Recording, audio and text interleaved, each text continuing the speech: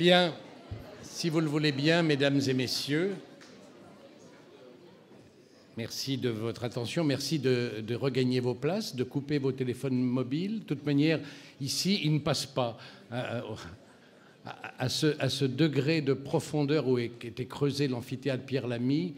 Nous sommes protégés. Alors voilà, Monsieur le ministre, mesdames et messieurs, mes chers amis, c'est un bonheur et c'est un honneur pour moi, en ma qualité de président de cette école, de vous souhaiter la bienvenue pour cette cérémonie qui est si importante pour nous.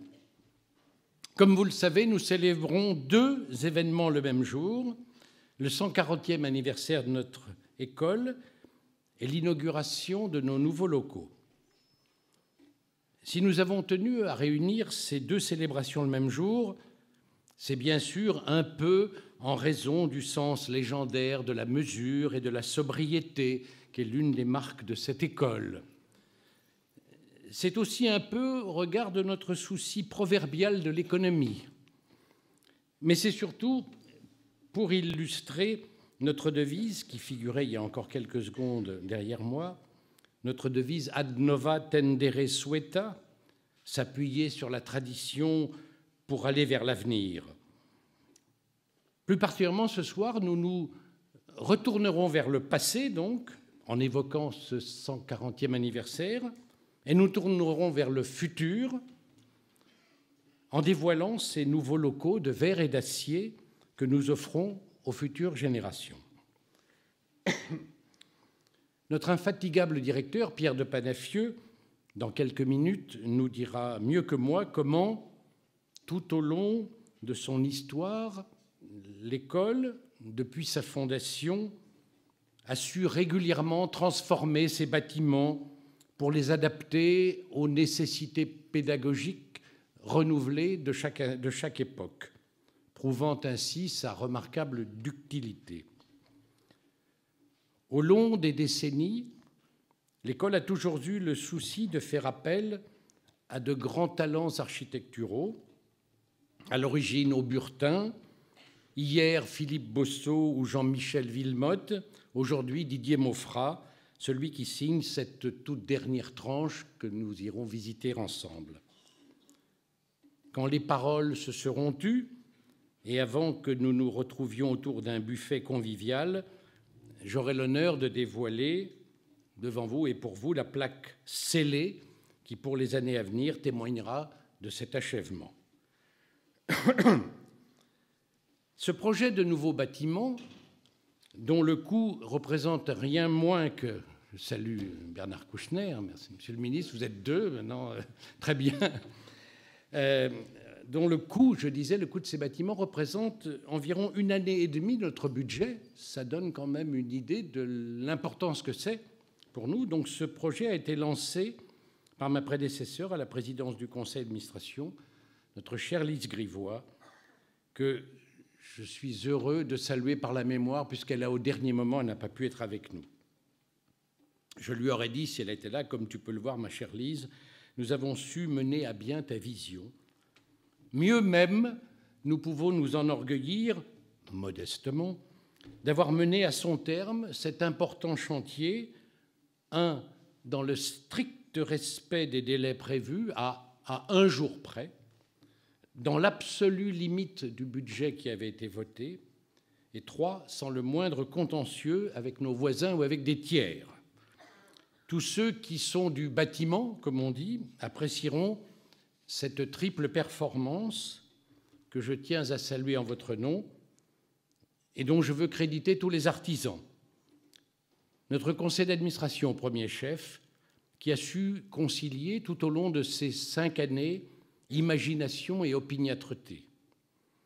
C'est ensuite notre équipe de direction à qui je veux rendre hommage, et notamment à notre intendante, Viviane de Cadenet, qui, pendant quelques 15 mois, toute de bottes et de casques parés, a fait office de véritable chef de chantier.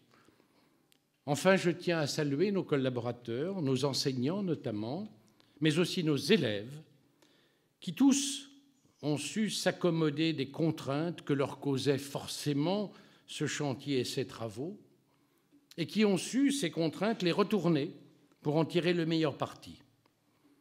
Car il va de soi que même si ce chantier a occupé plus du tiers de nos surfaces pendant 14 mois, il n'était simplement pas question de supprimer fût-ce une heure de cours.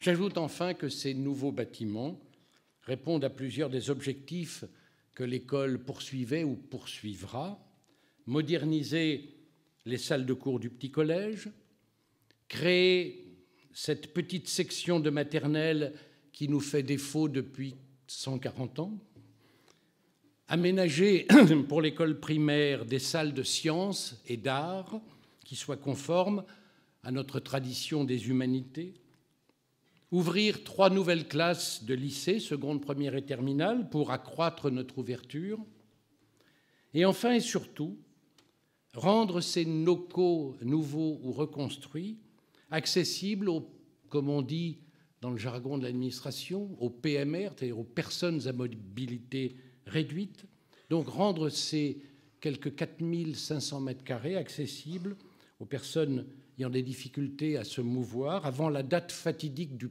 1er janvier 2015, qui peut-être le savez-vous, était la date qui était dans une loi que notre pays s'est doté pour enfin prendre en charge le problème du handicap dans notre société. Et donc nous étions donnés comme objectif de respecter impérativement ce butoir du 1er janvier 2015. Cette loi a aujourd'hui, la date butoir a été repoussée, je crois, de 6 ans. Nous sommes heureux, nous, d'avoir tenu l'engagement de la loi dans sa version initiale et de montrer que l'école a sur ce point aussi été pionnière.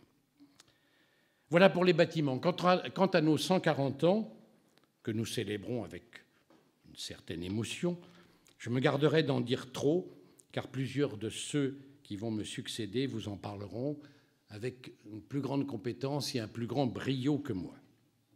Un mot encore sur cette cérémonie, si vous le voulez bien. Elle constitue une sorte de point d'orgue de ces célébrations. Elle n'est cependant pas isolée. Elle s'inscrit dans une rafale d'événements, avant et après. Avant, elle a été précédée, au cours de la semaine qui se termine, par 3 réunions de notre comité quadripartite, qui est une institution originale de l'école, qui, comme je crois presque tout le monde le sait, réunit la direction, les enseignants, les parents et les élèves. Cette année, notre comité quadripartite, les réunions qui viennent de se terminer hier, le comité s'est projeté dans l'avenir et dans 14 ans. Alors pourquoi 14 ans ? Ce n'est pas parce que c'est 2 septennats, il n'y a plus de septennat dans notre pays, parce que 14 ans, c'est la durée exacte de la scolarité d'un élève quand il entre à l'école alsacienne en maternelle et quand il la quitte bachelier. 14 ans, c'est aussi, Pierre de Panafieux a fait les calculs rétrospectifs, c'est la moyenne des phases, depuis la création de l'école, depuis 140 ans, où nous faisons un grand programme de travaux. En gros, tous les 14 ans, nous cassons quelque chose pour reconstruire, pour montrer là aussi que nous essayons de nous adapter. Notre comité s'est donc penché au cours de la semaine sur les 3 thèmes suivants: vivre ensemble à l'école dans 14 ans, apprendre et enseigner dans 14 ans, et s'ouvrir aux autres dans 14 ans. Ça, c'était donc ce qui était juste avant nous. Ce qui sera derrière nous, c'est demain, puisqu'aujourd'hui, je vous le dis, mesdames et messieurs, en confidence, que ça ne sort pas de cette salle, mais vous faites partie des quelques privilégiés qui sont conviés à cette inauguration. Nous n'avons pas pu, de très loin s'en faut, inviter tout le monde. Et demain, en revanche, nous faisons une journée porte ouverte, comme nous disons, où tous les amis de l'école, tous les parents de l'école, tous les anciens élèves de l'école pourront venir voir les nouveaux locaux qui leur sont chers. Voilà. Avant de conclure, je souhaite lever un tout petit peu le voile sur le programme des réjouissances qui vont suivre. Nous écouterons d'abord Emmanuel Laroche, nouveau professeur de l'école, historien spécialiste du XIXe siècle, qui enseigne également à Sciences Po et qui évoquera avec nous et pour nous les 40 premières années de l'école, de la période 1874-1914. Ensuite, notre directeur, Pierre de Panafieux, nous rappellera qu'il est d'abord et avant tout historien. À ce titre, il nous montrera de quelle manière l'histoire de l'école s'est toujours inscrite dans l'évolution de ces bâtiments. Enfin, je remercie Vincent Payon, de venir faire lui aussi œuvre d'historien et de philosophe, lui le spécialiste, entre autres, de la pensée laïque de la fin du XIXe, du début du XXe siècle. Nous sommes particulièrement sensibles, Monsieur le ministre, aux travaux que vous avez consacrés dans un ouvrage il y a quelques années à mettre en lumière un grand philosophe, un grand éducateur et un grand homme politique de la Troisième, un peu oublié, Ferdinand Buisson, ardent militant de la laïcité et qui ne fut rien moins que cofondateur de la Ligue des droits de l'homme et prix Nobel de la paix, excusez du peu. J'ajoute enfin que pour cette cérémonie, nous entendons bien rester fidèles à notre culture humaniste. Alors bien sûr, nous ferons appel à notre cerveau gauche, celui de la raison, en lequel nous croyons fermement la raison, mais nous nous laisserons aussi toucher par les disciplines artistiques, notre cerveau droit, qui viendront, ces disciplines artistiques, qui viendront, je vous en laisse la surprise, entrecouper et rehausser les doctes et fortes paroles que vous allez entendre.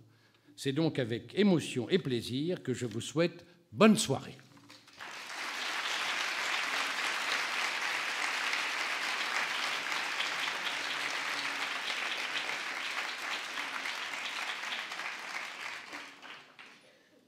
Il y a un intermède, c'est ça ?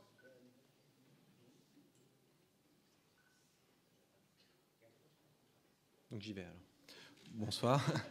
Bonsoir à tous. Donc je suis là pour vous parler des débuts de l'école alsacienne et surtout d'inscrire la naissance de l'école dans le contexte global de la vie politique du XIXe siècle et surtout évidemment dans le contexte de la refondation scolaire qu'a connu ce siècle. Effectivement, on pense tout de suite au contexte des lendemains de la guerre de 70 pour comprendre la fondation de l'école alsacienne, mais je pense qu'il faut prendre le XIXe siècle dans une globalité parce qu'il a été marqué par de nombreuses réformes scolaires et un débat avait été initié déjà au moment de la Révolution française et avant même la Révolution française pendant les Lumières. Et il faut rappeler tout cet ensemble de lois scolaires, la loi Guizot de 1833 qui impose à chaque commune de plus de 500 habitants d'entretenir une école primaire de garçons, la loi Fallou en 1850 qui va surtout favoriser le développement de l'enseignement confessionnel. Mais globalement, il y a un progrès scolaire sur tout le siècle et l'alphabétisation progresse. Mais c'est vrai que le contexte le plus important, le plus marquant pour la naissance de l'école, c'est celui de la défaite de 1870 qui va donner lieu à un nouveau débat scolaire autour de l'interprétation de cette défaite et du rôle qu'a pu y jouer l'école. Napoléon III, pour rappel, est vaincu le 2 septembre 1870 à Sedan. Le 4 septembre, la République est proclamée et comme vous le savez, au printemps 1871, la paix arrache à la France l'Alsace et la Moselle. Il faut s'imaginer que le traumatisme, enfin il ne faut pas s'imaginer, il faut comprendre que le traumatisme a été très grand et que toute une réflexion est née qui peut être résumée par cette phrase que j'ai relevée du duc d'Audifray-Pasquier, prononcée à l'Assemblée en 1872. Mais qu'est-ce qui a fait l'éducation de ces gens-là ? Alors qui étaient ces gens-là ?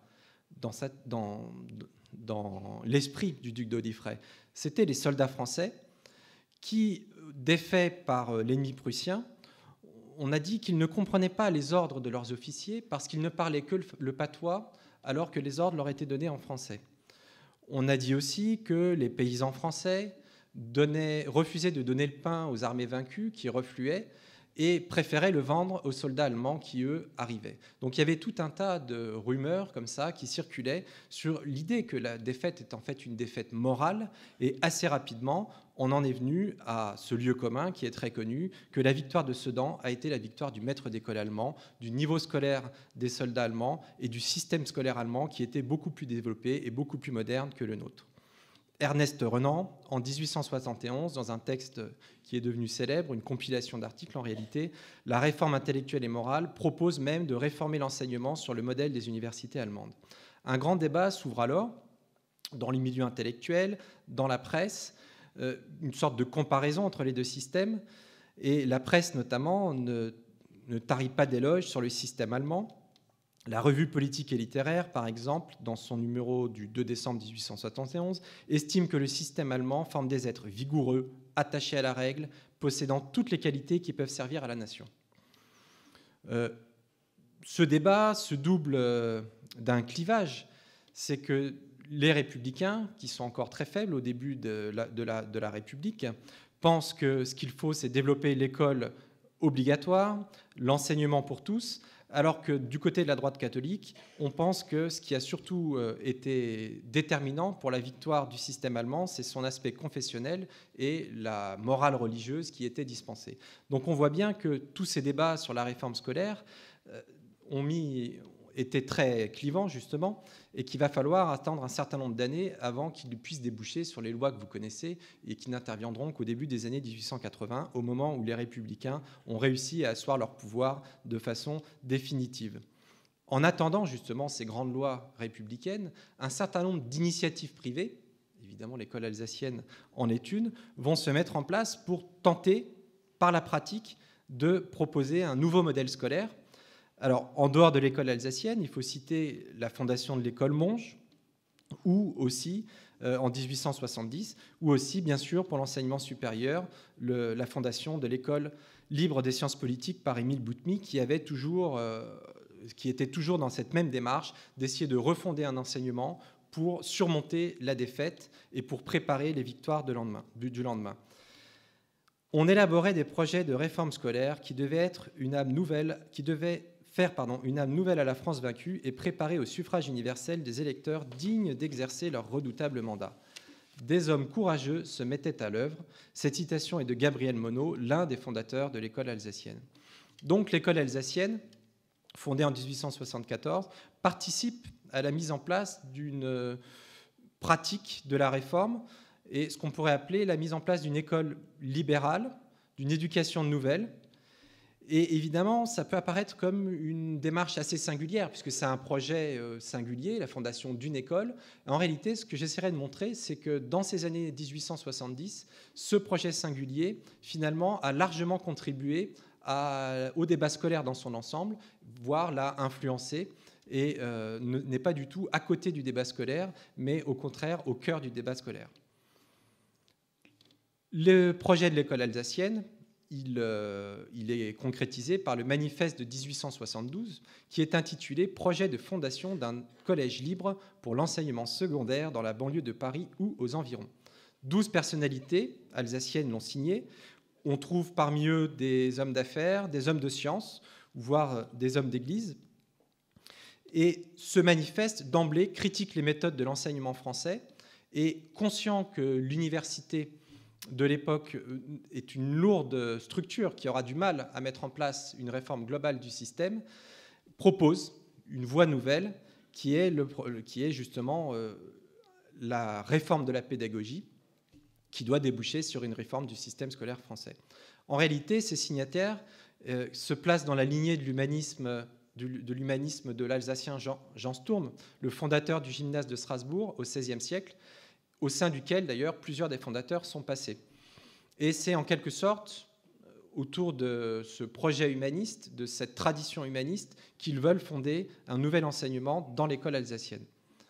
Alors, je passerai rapidement sur la structure de l'école.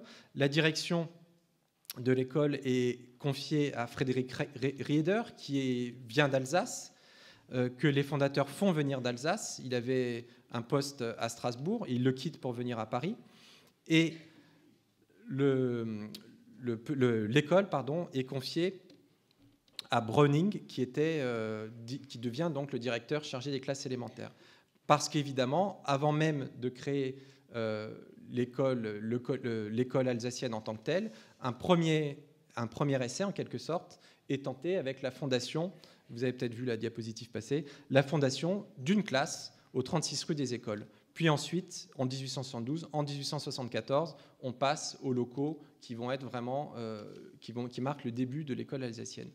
Alors, les méthodes et l'innovation pédagogique, elle vient d'abord de la laïcité. C'est-à-dire que d'emblée, l'école sera laïque et préservera une stricte neutralité religieuse, alors que, y compris dans les écoles publiques, on trouvait souvent un personnel d'origine cléricale et que globalement, la laïcité était très rare. Ce que nous ne tolérons pas chez nous, c'est l'intolérance, écrit Théodore Beck, directeur de l'école en 1891. Autre marque, c'est le refus de l'internat. alors que dans le système secondaire français, c'était quand même la norme, l'internat, et dans l'école alsacienne, il n'y aura pas d'internat, même si certains pensionnaires, notamment ceux qui viennent d'Alsace, sont logés chez leur maître, mais c'est un tout autre système, ce n'est pas du tout de l'internat, c'est en quelque sorte une prise en charge plus familiale. Et surtout, bien sûr, là où l'innovation sera la plus grande, c'est dans l'enseignement. L'originalité du modèle éducatif que met en place l'école alsacienne dessine, je dirais, en creux les rigidités de l'enseignement tel qu'il s'appliquait dans les deux autres modèles, c'est-à-dire les collèges confessionnels, notamment les écoles de jésuites, ou le lycée impérial, qui avait à peu près adopté les mêmes méthodes. À l'école alsacienne, l'objectif de l'enseignement est à la fois d'individualiser la pédagogie pour prendre en compte la personnalité de chaque élève, et ça, c'était quand même un objectif important, mais en même temps, favoriser chez eux la communauté, le collectif, en essayant justement d'associer les deux.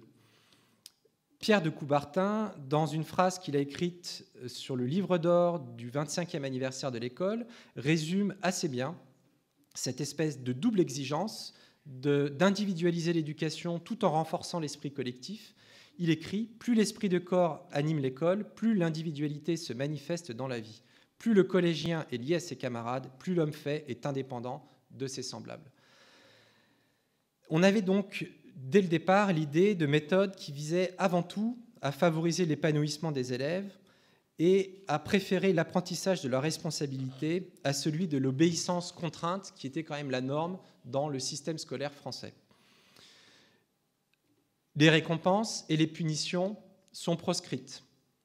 On mise plutôt sur le développement d'un esprit ouvert, humaniste, qui se concrétise notamment en 1879 par la création d'un prix annuel de camaraderie décerné par le vote des élèves.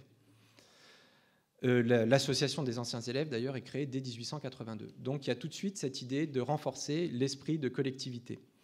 On favorise sinon l'oral, la prise de parole, mais aussi l'observation déductive, qui prend notamment la forme des excursions instructives tous les mardis après-midi, c'est-à-dire de sorties où les élèves étaient emmenés, alors soit au musée, soit pour aller juste dans les parcs, observer un certain nombre de leçons en plein air.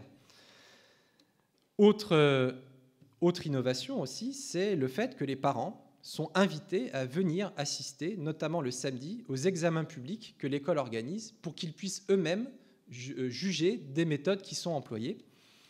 C'est Léon Bourgeois, je crois, qui n'était pas parent, mais qui est venu justement un samedi pour observer cette pratique.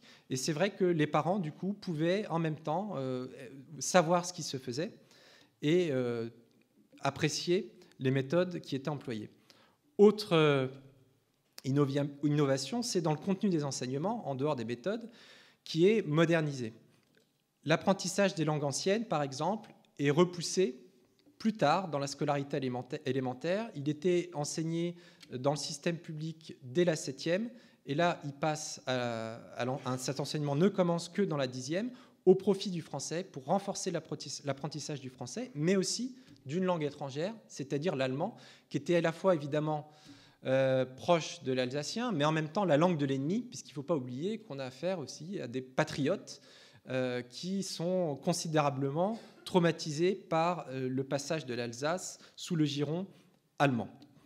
Autre innovation, c'est la place que tiennent les sciences, et l'école ouvre le premier laboratoire scientifique scolaire en 1881. Et enfin, autre, sinon innovation, du moins la place qui lui est dédiée est sans doute inédite, c'est l'éducation physique, avec l'ouverture du gymnase au début des années 1880, et même la première association sportive scolaire de France, qui est fondée par l'école alsacienne. Ensuite, les autres vont suivre très très rapidement, mais c'est l'école alsacienne qui a ouvert la première. Donc, on voit bien que dès ses débuts, l'alsacienne a mis en place un modèle assez original d'enseignement qui connaît ses développements, alors même que les grands débats qui vont déboucher sur la refondation du système scolaire français sont en cours. Et donc, loin d'être extérieur à ces débats, la pratique mise en place par l'école alsacienne vont largement y contribuer.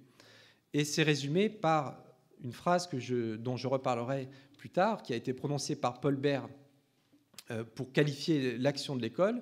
il a qualifié l'école d'un bateau pilote qui serait aux côtés de la Grande Nef. Évidemment, la Grande Nef, c'est l'enseignement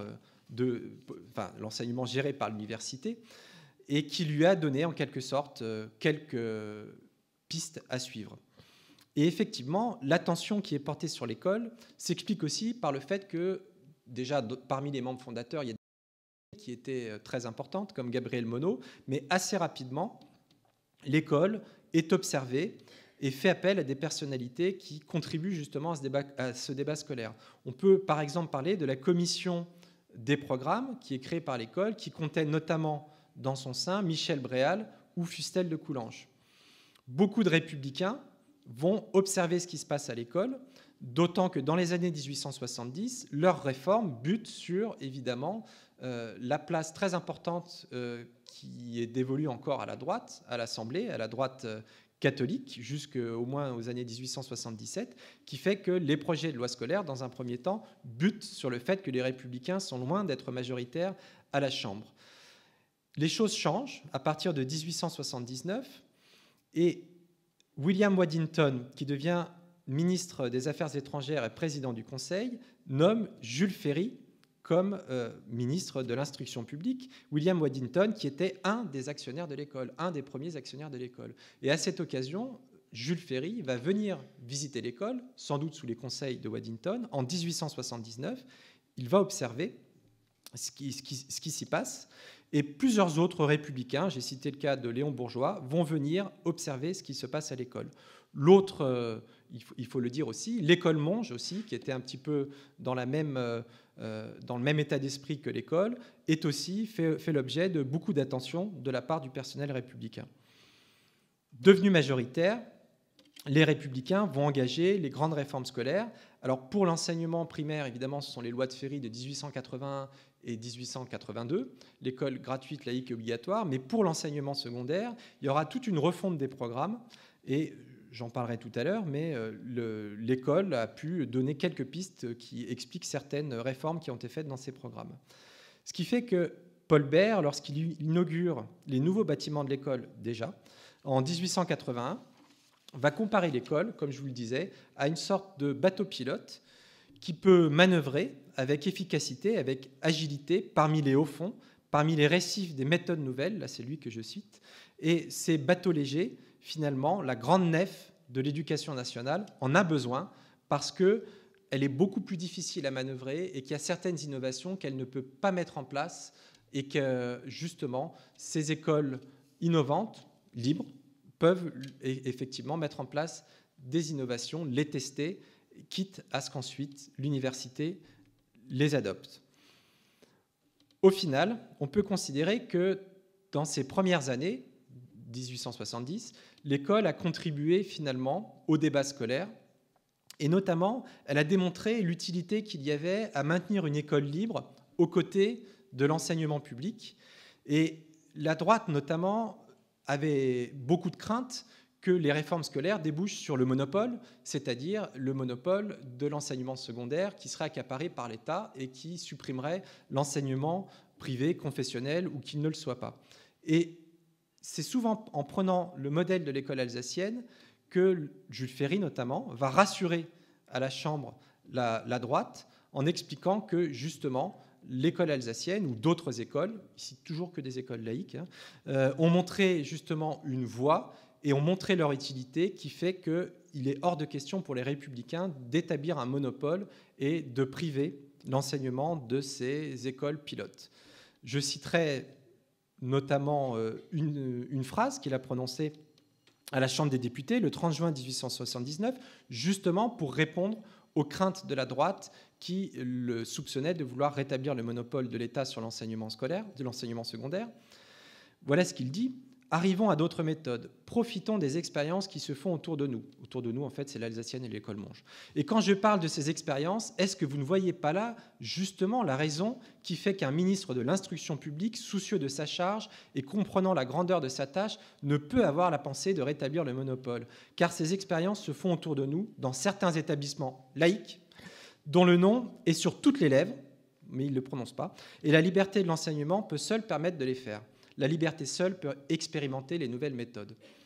2 ans plus tard, 3 ans plus tard, en 1882, là cette fois-ci, il sera plus explicite, au Sénat, il pourra dire « Sans les essais heureux, audacieux à l'origine, que certains grands établissements laïques comme le Collège Monge, comme l'école alsacienne ont tenté dans l'ordre dans l'enseignement secondaire, nous n'aurions jamais été autorisés à essayer cette grande entreprise de réforme de nos programmes et de nos études. » Alors parmi les réformes de l'école alsacienne qui ont été appliquées par la suite dans les programmes émis par l'État, pour le lycée d'État, il y avait notamment le recul de l'apprentissage du latin qui avait été testé à l'école alsacienne et qui a été appliqué plus tard dans l'enseignement secondaire, ou encore la création d'une voie moderne à côté de la voie classique dans les lycées, qui a été aussi une innovation de l'école alsacienne.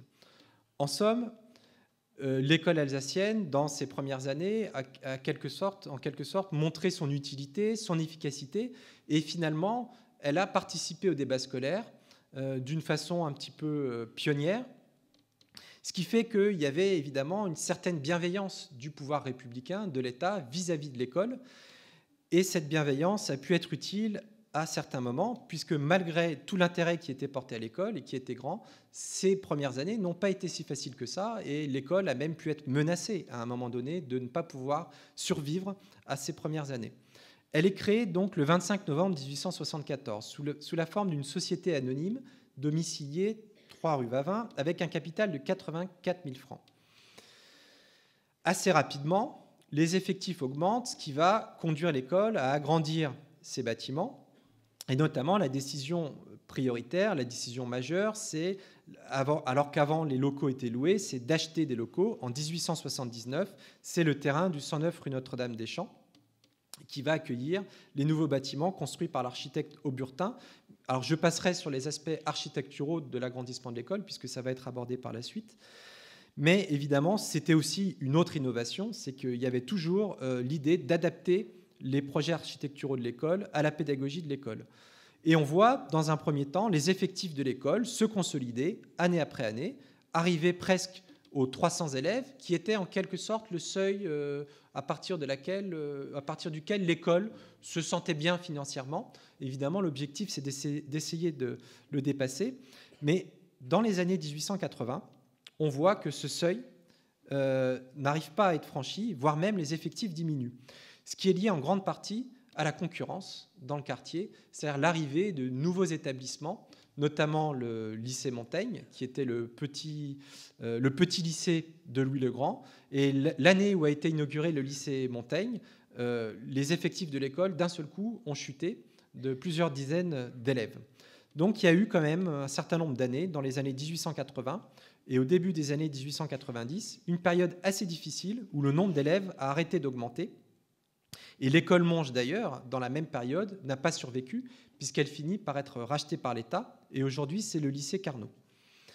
Et finalement, la bienveillance dont faisait l'objet l'école, à l'époque, Clémenceau, par exemple, soutient l'école, ou Jules Siegfried, qui deviendra d'ailleurs président du CA en 1903, va faire que cette situation financière va être en quelque sorte améliorée par l'aide de l'État. Et une subvention est votée de 40 000 francs par an par la Chambre des députés en 1890, qui évidemment renforce cette idée qu'il fallait absolument sauvegarder l'école. Et elle sera portée plus tard à 75 000 francs en 1899. Ces subventions vont quand même permettre à l'école de dépasser cette espèce de période un petit peu difficile.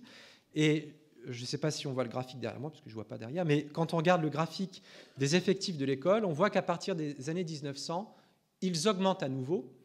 Alors c'est lié à plusieurs phénomènes.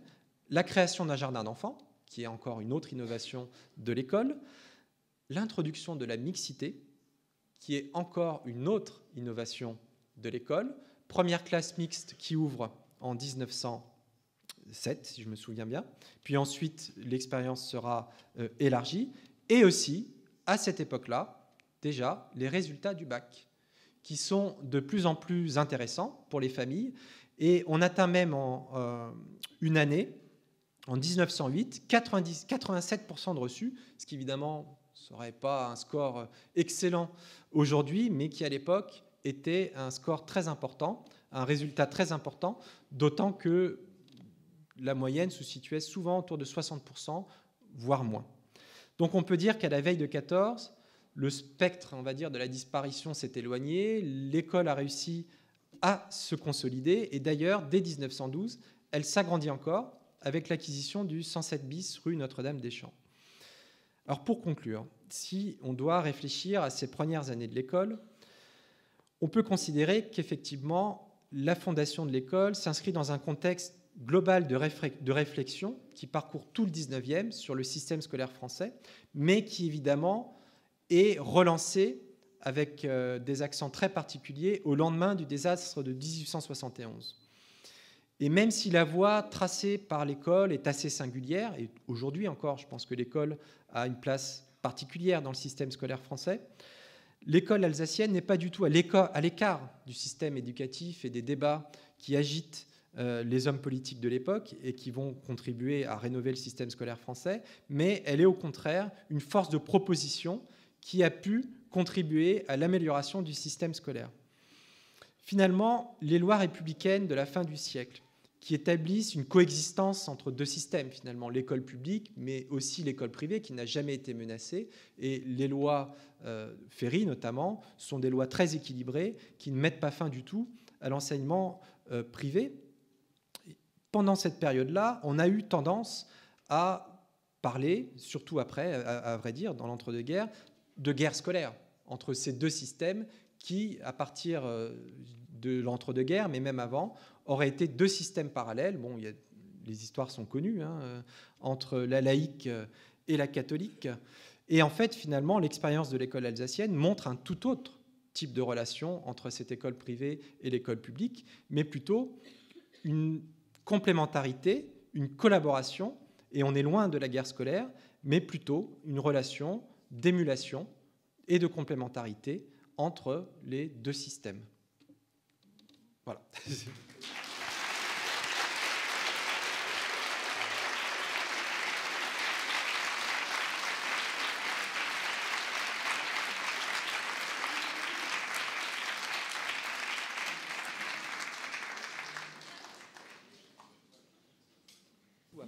Mais plutôt complémentarité, de guerre collaboration entre ces deux systèmes de la guerre scolaire, et on est loin de la guerre scolaire, une relation entre de guerre, une relation aurait été deux systèmes parallèles et de complémentarité entre la laïque et la catholique. Et en fait, finalement, l'expérience de l'école alsacienne montre un tout autre type de relation entre cette école privée et l'école publique, mais plutôt une complémentarité, une collaboration, et on est loin de la guerre scolaire, mais plutôt une relation d'émulation et de complémentarité entre les deux systèmes. Complémentarité, une collaboration, et on est loin de la guerre scolaire, mais plutôt une relation d'émulation et de complémentarité. Et en fait, finalement, l'expérience de l'école alsacienne montre un tout autre type de relation entre cette école privée et l'école publique, mais plutôt une complémentarité, une collaboration, on est loin de la guerre.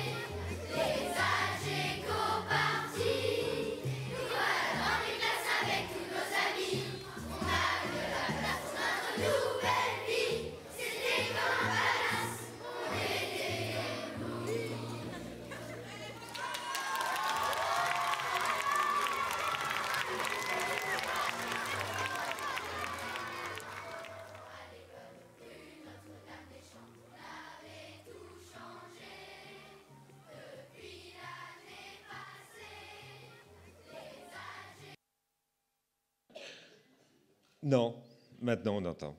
Nous sommes en direct sur YouTube. Donc l'écho que vous entendez, c'est sans doute le petit décalage qu'il y a entre le réel et le virtuel. Alors Alain Granger-Cabane l'a bien dit, avec la malice qui le caractérise, fêter à la fois un anniversaire important et inaugurer un nouveau bâtiment, c'est perpétuer la tradition de sage économie que nos fondateurs nous ont léguée. C'est plus, bien entendu. Mais j'aimerais commencer par cela, l'économie.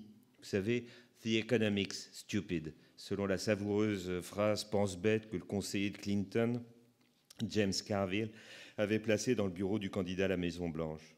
Emmanuel Laroche a cité l'école Monge, fondée en 71, qui était un peu la jumelle de l'école alsacienne sur la rive droite.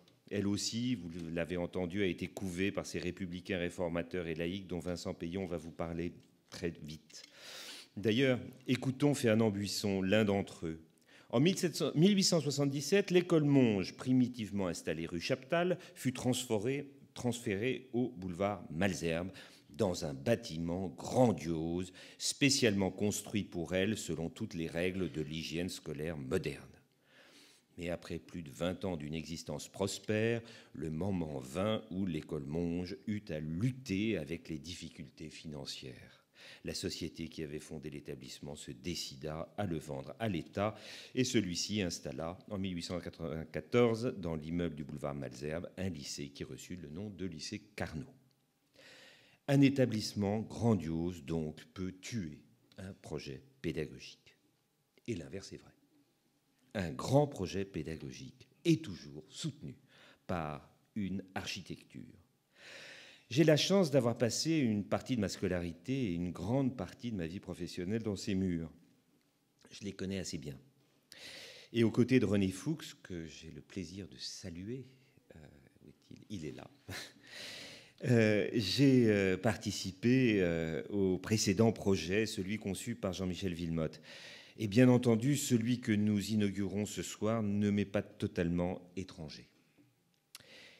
Je voudrais vous dire ce qui relie l'anniversaire et l'inauguration, l'anniversaire des 140 ans et l'inauguration des nouveaux bâtiments, ce sont les murs. Et les murs nous habitent, même longtemps après que nous les avons habités. Ils participent à notre formation humaine et intellectuelle, et je suis persuadé que dans une certaine mesure, ils nous façonnent. Les premiers bâtiments, vous les avez vus, sont ceux d'Auburtin, 2 immeubles de ville aux extrémités de la parcelle, 2 jardins, 3 cours, la cour des petits, la cour des moyens et la cour des grands. La proposition d'acquérir une parcelle plus grande a été faite, celle au conseil d'administration, une parcelle prise sur la pépinière du jardin du Luxembourg. C'est le rectangle qui est juste au sud, enfin c'est pas le sud d'ailleurs, du jardin du Luxembourg, un très beau rectangle. Aujourd'hui, c'est le lycée Montaigne qui s'y trouve. 3 raisons ont milité en faveur du choix de l'emplacement actuel. Un lieu clos, pas ouvert comme Montaigne l'est sur la rue. D'autant que cette façade sur rue, il fallait la décorer. Et cela coûtait cher, toujours l'économie. Et le coût du terrain lui-même était prohibitif. Aussi, la seule création des fondateurs de l'école sur rue, c'est la façade de la porte. Un style classique. Mais déjà, on voit la brique. Et si vous regardez le linteau de la fenêtre qui se trouve à la droite du portail, déjà l'acier, la modernité. Si l'on revient au bâtiment d'Auburtin que Auburtin a construit, on observe qu'ils sont semblables aux bâtiments industriels que l'on construit à l'époque. Ça, c'est une photo de 1881. Peu de décoration, vous voyez, juste des alternances de briques de couleurs différentes. Une structure métallique, très moderne pour l'époque. De la brique, le matériau modeste et bon marché. Et quand on a regardé de très près, puisqu'on a restructuré une partie de ces bâtiments Auburtin, on a vu que l'économie avait été poussée assez loin, puisque certaines briques étaient vraiment très, très, très brûlées, et on a dû les avoir à moitié prix à l'époque. Mais comme le note l'historien Gabriel Monod, dont Emmanuel a parlé, la gaieté du local, du bâtiment, engendre la bonne humeur qui facilite la sagesse. La beauté du local, la gaieté du local engendre la bonne humeur qui facilite la sagesse. J'adore cette phrase. Cependant, l'école est vite à l'étroit. Le graphique que vous avez vu tout à l'heure le montre. Et elle cherche à acheter. Alors le 126 rue d'Assas, très vite, en 98, au moment où justement les subventions arrivent, et le lien entre l'histoire architecturale de l'école et l'histoire des subventions est un lien tout à fait évident. Elle ne peut pas. En 1910, trop d'élèves, il faut absolument très vite construire. Et Auburtin, le fils de l'architecte, construit une petite extension du bâtiment de son père. Là, on a vraiment fait à l'économie, toujours de la brique, mais plus d'acier. La structure est en bois. Le bâtiment tient toujours. C'est assez miraculeux. En 1912, enfin, Emmanuel l'a dit, l'occasion est offerte d'acheter le 107 rue Notre-Dame-des-Champs et d'y installer les classes maternelles. Le plan, donc vous voyez, le 107 est juste à gauche de la parcelle délimitée en bleu. Le plan de financement pour la construction, pour l'achat de cet hôtel particulier s'achève en 1962. Nous sommes en 1912. On savait voir loin. Entre-temps, l'école s'ouvre aux filles. Donc ça, c'est pour le jardin d'enfants.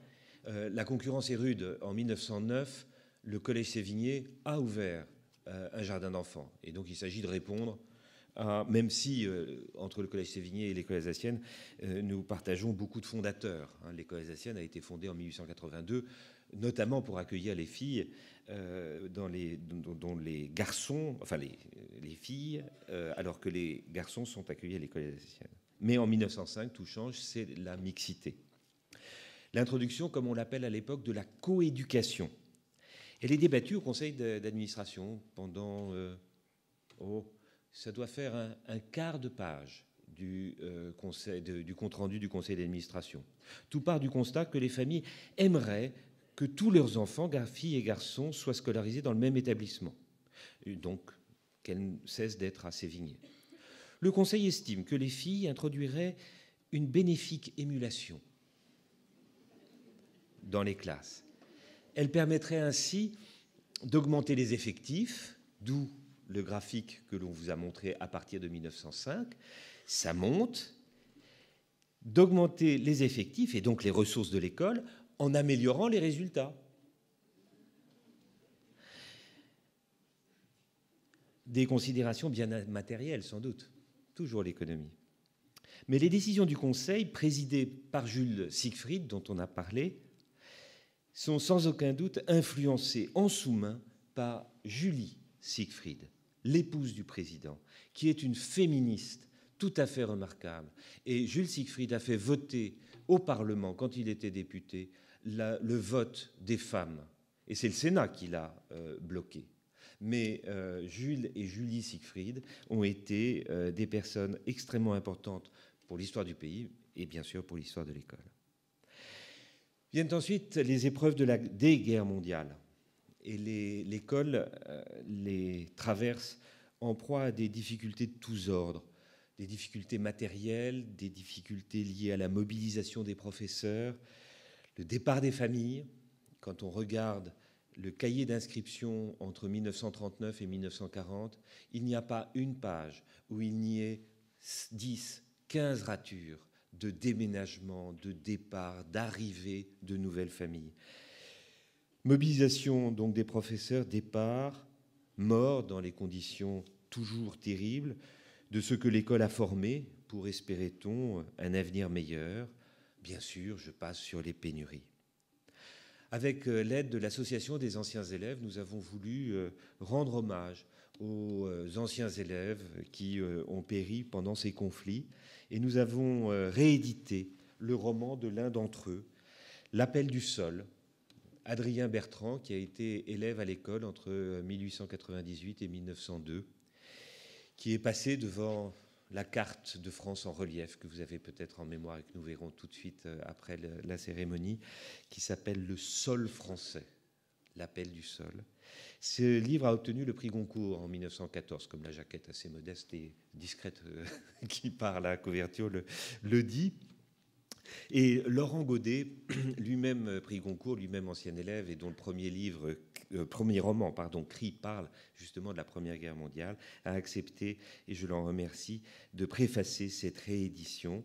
Et grâce donc à l'Association des anciens élèves, vous pourrez vous procurer cet ouvrage tout à l'heure, ainsi que le numéro spécial de 109, les cahiers de l'école alsacienne, consacré à Georges Accard, notre directeur qui nous a quittés au printemps dernier, et puis toute une série d'autres livres absolument essentiels à la bonne compréhension de l'école. Ça, c'était la page de publicité, vous savez maintenant. Non, cela dit, L'appel du sol est un livre, enfin je ne sais pas parce que je l'ai annoté, que j'ai fait l'avant-propos, mais c'est vraiment un beau livre.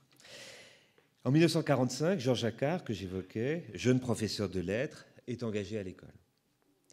Elle lui fait l'impression d'être l'école balsacienne.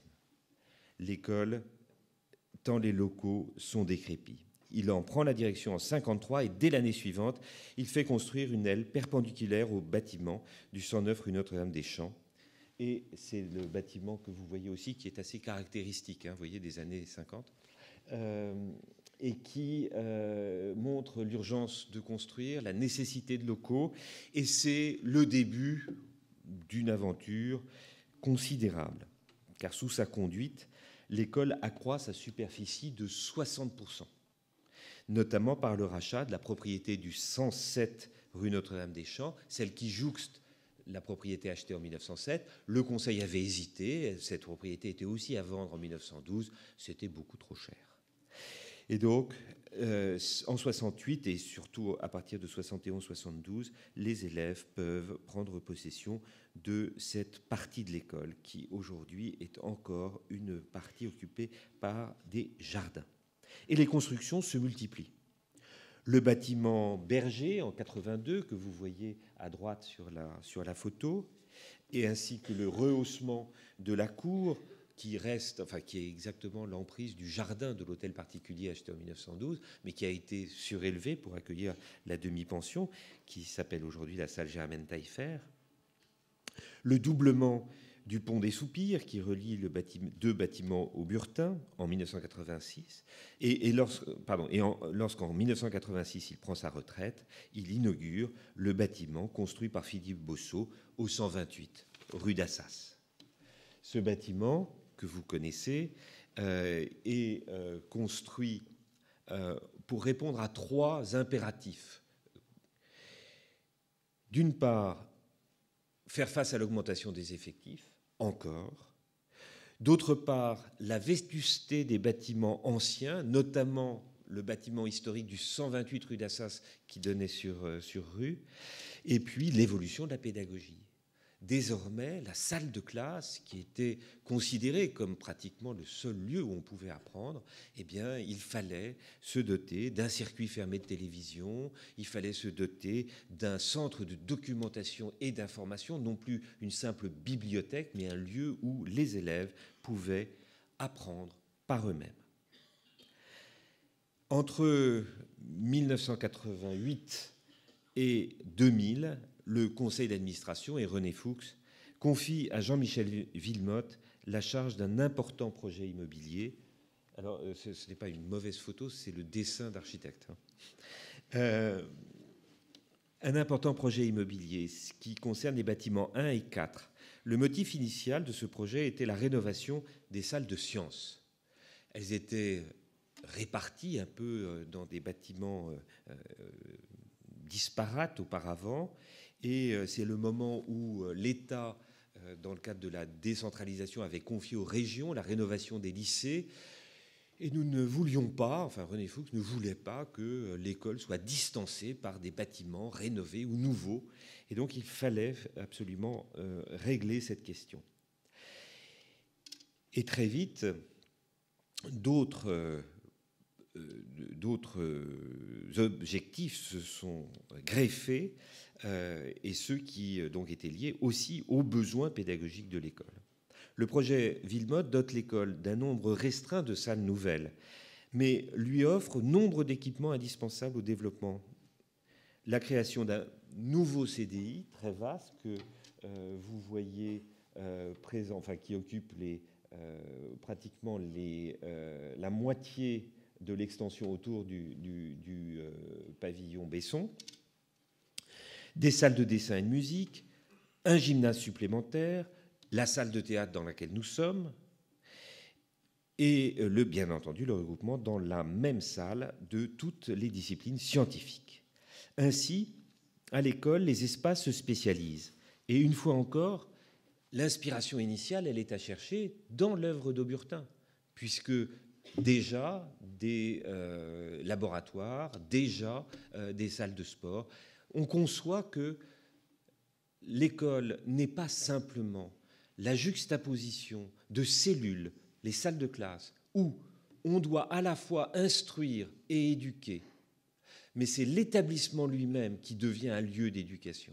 Et ça, c'est l'une des idées fortes que l'école a toujours portées. En 2 ans de chantier, nous éprouvons les difficultés inhérentes à la conduite d'une telle opération en site occupé. Et ce savoir-faire nous a été très très utile récemment. Nous en profitons aussi pour rénover les bâtiments auburtins, notamment en changeant les huisseries pour les rendre mieux isolés des bruits et du froid. 14 ans plus tard, nous inaugurons la dernière phase de travaux, la restructuration et l'extension du bâtiment construit par Philippe Bossot. En haut, vous voyez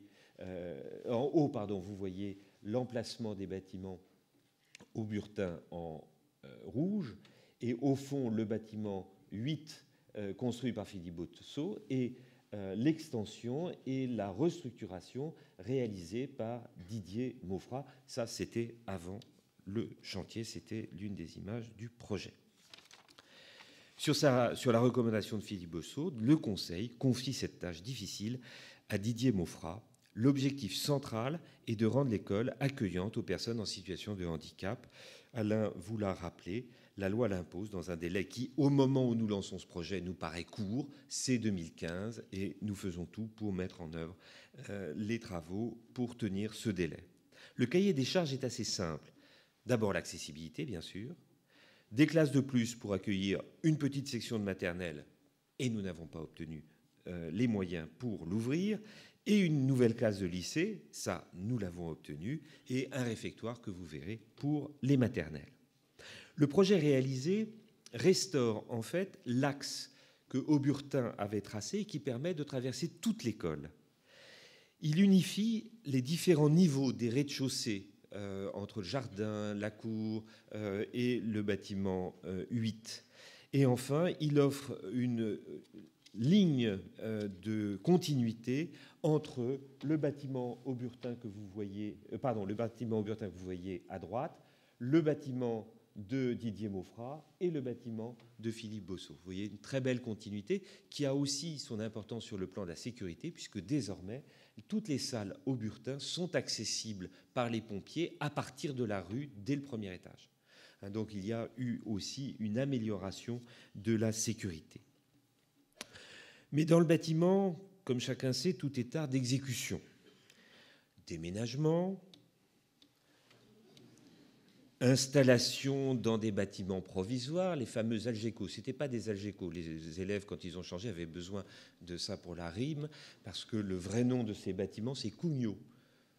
Ah oui, ils auraient pu les appeler les Cugnot, mais personne ne sait ce que c'est. Donc là, vous voyez les 2 ailes du bâtiment Auburtin, le bâtiment Villemot, le pavillon Besson. Donc vous voyez tout ce dont je vous ai parlé, et vous voyez l'emprise des bâtiments provisoires, qui sont les bâtiments blancs, vous voyez, qui occupent tout le jardin ou une partie et toute la cour dite des sports. Là, je dois saluer Monsieur Gavazzi, qui, pour l'entreprise GCC, a conduit ces travaux, parce que cette photo, j'ai pu la prendre du haut de la grue, Et il m'a accompagné. Il n'a pas eu peur qu'un type comme moi, en haut d'une grue, ce soit tout à fait incongru. Donc merci, cher Alain, pour votre confiance. Et ça reste un très bon souvenir du chantier. Donc l'installation de bâtiments provisoires qui devait accueillir à peu près 800 élèves dans le sacrifice temporaire du jardin. Vous voyez, une dalle de béton, là où il y avait de la pelouse, etc. Un chantier à réaliser dans un délai très court, 14 mois, dans une école qui a gardé sa vocation. Et là, photo prise du côté du chantier, vous voyez la ligne de lumière, ce sont les élèves, les salles de classe. Et à côté, au premier plan, le chantier et son activité. Donc là, vous voyez que pendant 14 mois, nous avons été très proches les uns des autres. Mais au final, une réussite, grâce à l'engagement de toutes les équipes, celle de Didier Maufra d'abord et de son cabinet. Vous le voyez ici, dans une méditation, devant un problème ardu, justement de la rénovation de bâtiments. Là, on est dans les charpentes du bâtiment 7 du bâtiment Auburtin. Et la construction ne ressemblait pas exactement au traité d'architecture qui avait cours à l'époque. Grâce à l'entreprise GCC, à M. Ferrari, à M. Gavazzi, grâce à l'intendante de l'école, qui était déjà à la manœuvre. Vous voyez, quand on dit que le bâtiment rend heureux, qui était déjà à la manœuvre en 98-2000, donc, et de tout son service, bien entendu, qui a déménagé, porté, couru dans tous les sens. Grâce aussi au service éducatif qui, sous la conduite de Nadia Viong pour le petit collège et de Brice Parent pour le grand collège, ont adapté de manière absolument merveilleuse l'école à ce corps étranger qui était le chantier, tous leurs services, qui se sont pliés de bonne grâce au déménagement, à des conditions d'enseignement. Vous voyez la petite bande jaune des classes.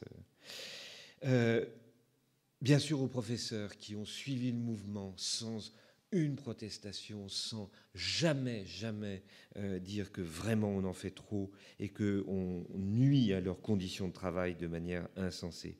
Aux élèves, là aussi Alain les a salués, je les salue aussi. Je salue leurs parents qui nous ont fait confiance. Et bien entendu, en matière de confiance, je salue le conseil d'administration qui, sous la conduite de Lise Grivois et ensuite d'Alain Granger-Cabane, ont permis à l'école cette nouvelle transformation. Alors, des discussions, nous en avons eu.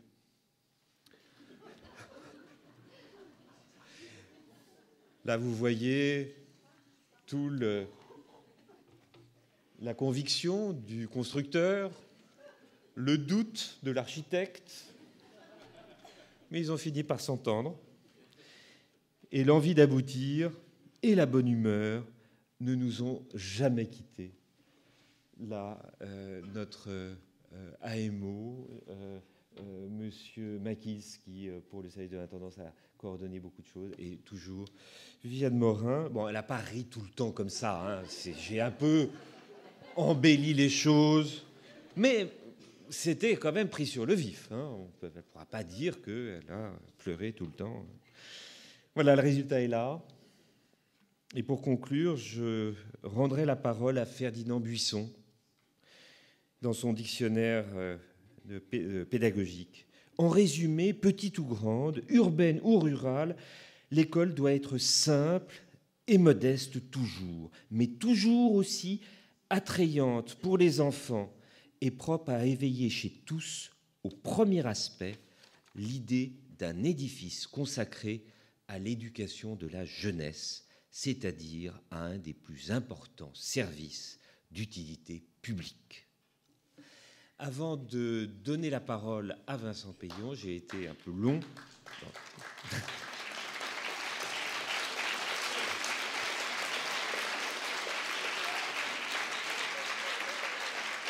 je voudrais que vous puissiez voir un film. Un film qui, Alain l'a dit, a été tourné au cours des journées quadripartites, parce qu'on voulait, 140 ans, c'est le passé, l'inauguration, c'est le présent. Le projet, c'est ce qui soude les groupes. Et avoir des projets ensemble, c'est une manière de débattre, et il faut que nous les fassions naître. Alors, nous avons voulu aussi consacrer un peu de notre temps et de notre réflexion à l'avenir. Et l'équipe des élèves de l'option cinéma, sous la conduite de Daniel Fongeron et de Gilles Perrin, ont filmé mardi, mercredi, jeudi les débats. Et jeudi, jusque tard dans la nuit, ils ont monté le film. Et ils vont vous le montrer aujourd'hui. Je voulais les en féliciter parce que je connais peu de professionnels qui pourraient, en aussi peu de temps, tirer de débats forcément décousus, forcément d'une idée enchaînant l'autre, de tirer un film. Donc bravo les élèves. Ce film, donc, il y aura d'abord ce que les élèves du petit collège on dit, sous la conduite des élèves du grand collège. Ensuite, il y aura un premier thème que Alain vous a donné, qui était enseigner et enseigner et apprendre dans 14 ans. Et Brice, non, vous l'avez pas. Voilà. Jules, qui s'est distrait un instant de Silex and the City, à qui j'avais demandé de venir pour croquer les débats. Il était pris dans des questions de post-production compliquées, mais il a tenu à être là. Alors sur les 3 thèmes, il nous a donné 3 dessins. Celui-ci, le deuxième thème sur vivre ensemble dans 14 ans.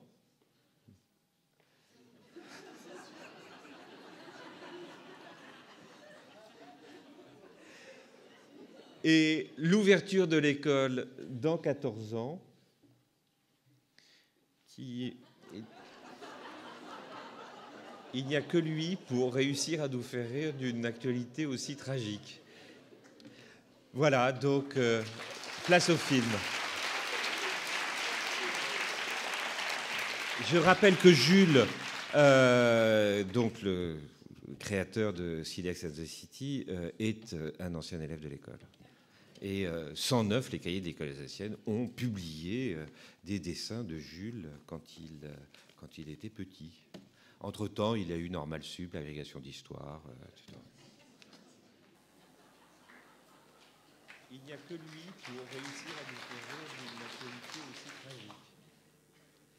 Voilà, donc, place au film.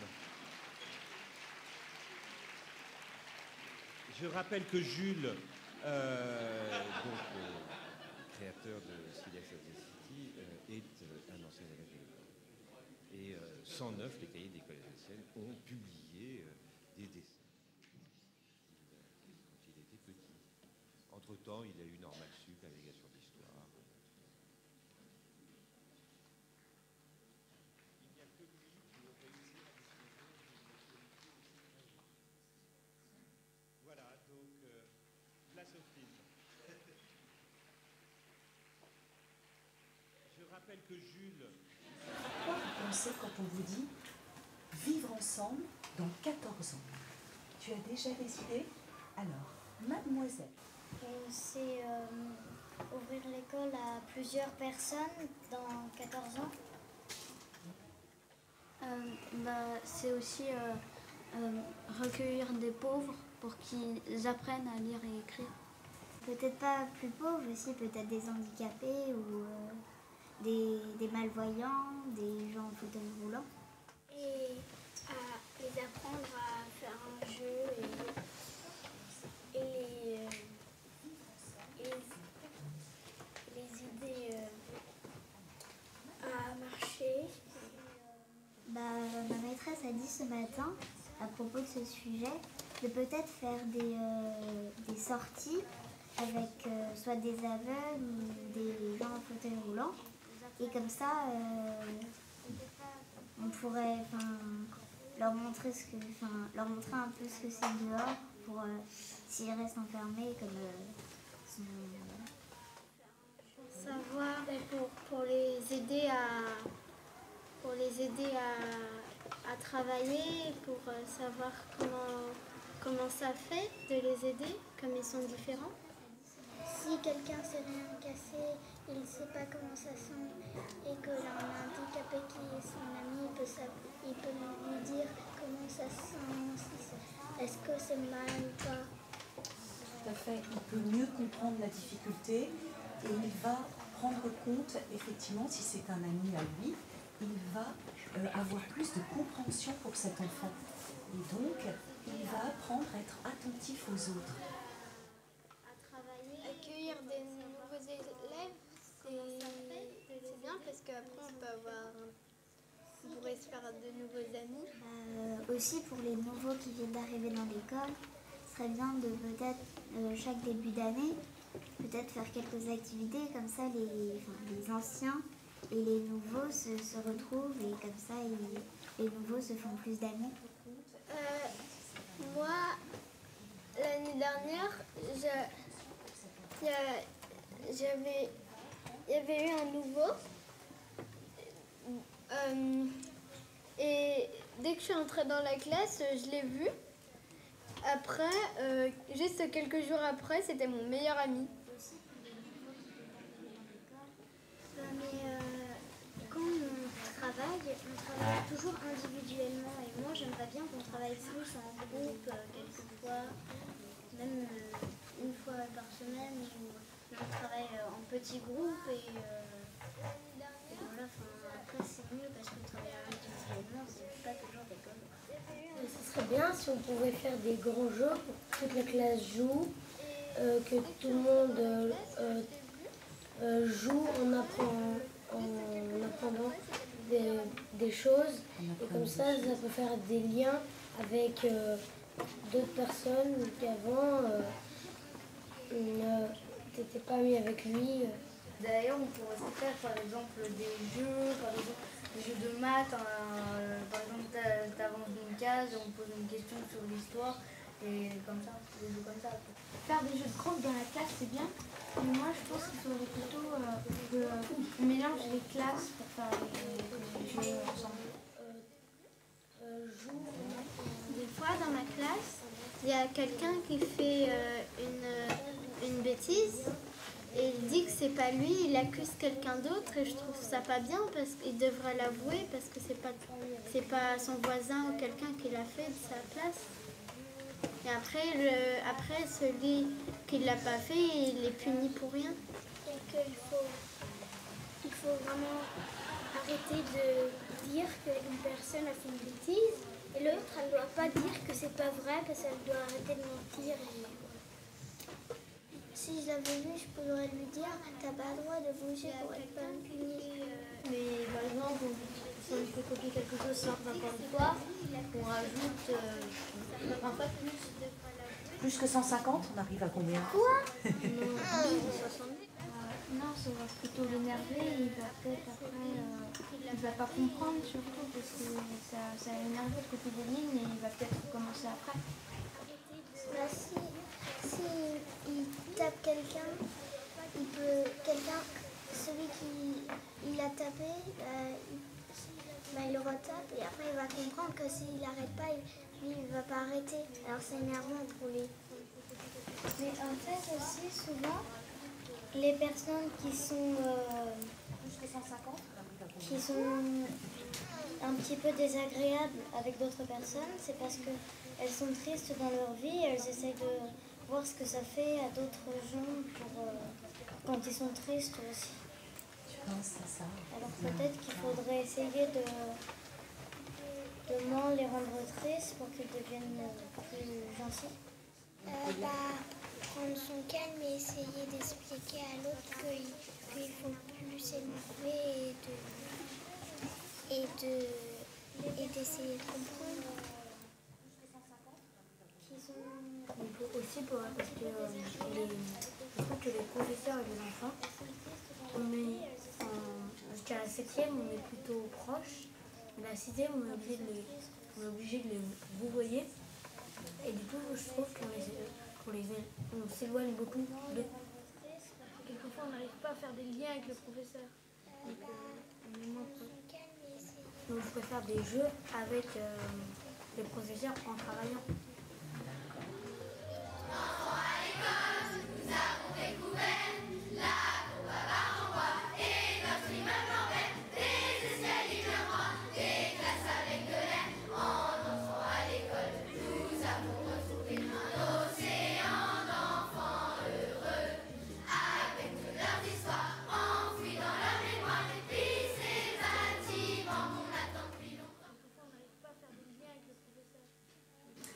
Moi, ce qui est quand même beaucoup ressorti dans ma classe, c'est la relation entre les élèves du petit collège et du grand collège. C'est ça, on a beaucoup discuté. Alors moi, ils ont beaucoup de regrets de la part d'élèves qui ont souvent des grands frères et des grandes sœurs, qui nous disaient mais moi je vois jamais mon grand frère ou ma grande sœur. C'est par exemple en terminale, je vois plus jamais mes frères et mes sœurs.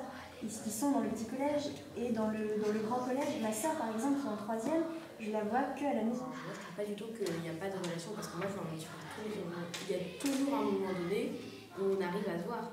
Les élèves du grand collège qui vont au petit collège, c'est souvent dans le cadre de travaux d'intérêt quand ils sont finalement quand il y a une punition. Et finalement, peut-être que c'est une question qu'on doit se poser. Est-ce qu'il ne faudrait pas organiser quelque chose qui ne soit pas du registre de la punition? Les petits qui circulent en milieu des 4e, même qui jouent au ballon, c'est un peu dangereux. Je pense qu'il y a ça. Ça va pouvoir se faire, mais c'est toute une organisation. J'ai eu la phrase, elle est sortie comme ça de la part d'un petit garçon qui me dit « Tu comprends, ils sont passés par là où on passe nous maintenant. Donc ils pourraient venir nous aider. » On a expérimenté depuis 3 ans le fait que les élèves de première et terminale puissent aider des élèves du collège qui rencontrent quelques difficultés scolaires. Ça marche plutôt bien. Alors ça ne peut pas non plus se substituer à toute autre solution. Hein. On ne va pas se dire, tiens, on a des élèves qui ont du mal, nos autres élèves qui marchent bien vont les aider. Mais je trouve que c'est un dispositif intéressant. Donc l'idéal, il faudrait que ce type de dispositif il soit généralisé.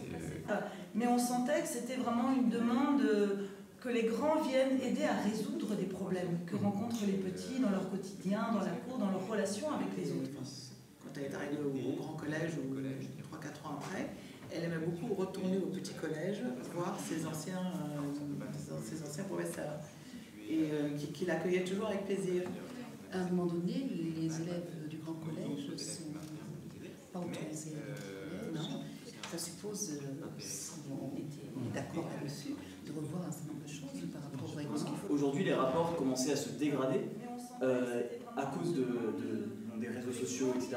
Et est-ce que vous pensez que ces réseaux sociaux vont plus nous venir en aide pour réussir à communiquer entre nous tous, justement, quel que soit le niveau, ou est-ce qu'au contraire, ils vont plus nous séparer? Comme par exemple l'année dernière dans ma classe de seconde, un dîner de classe qui avait eu lieu, et ça a vraiment rapproché tous les élèves. Donc non, je pense que les réseaux sociaux permettent de rapprocher les élèves. Enfin, c'est toujours intéressant, amusant de voir des personnes qui sont dans notre classe et qu'on ne connaît pas si bien que ça en fait. Je pense que oui, pour vous, oui, parce que les conditions ne sont pas du tout les mêmes.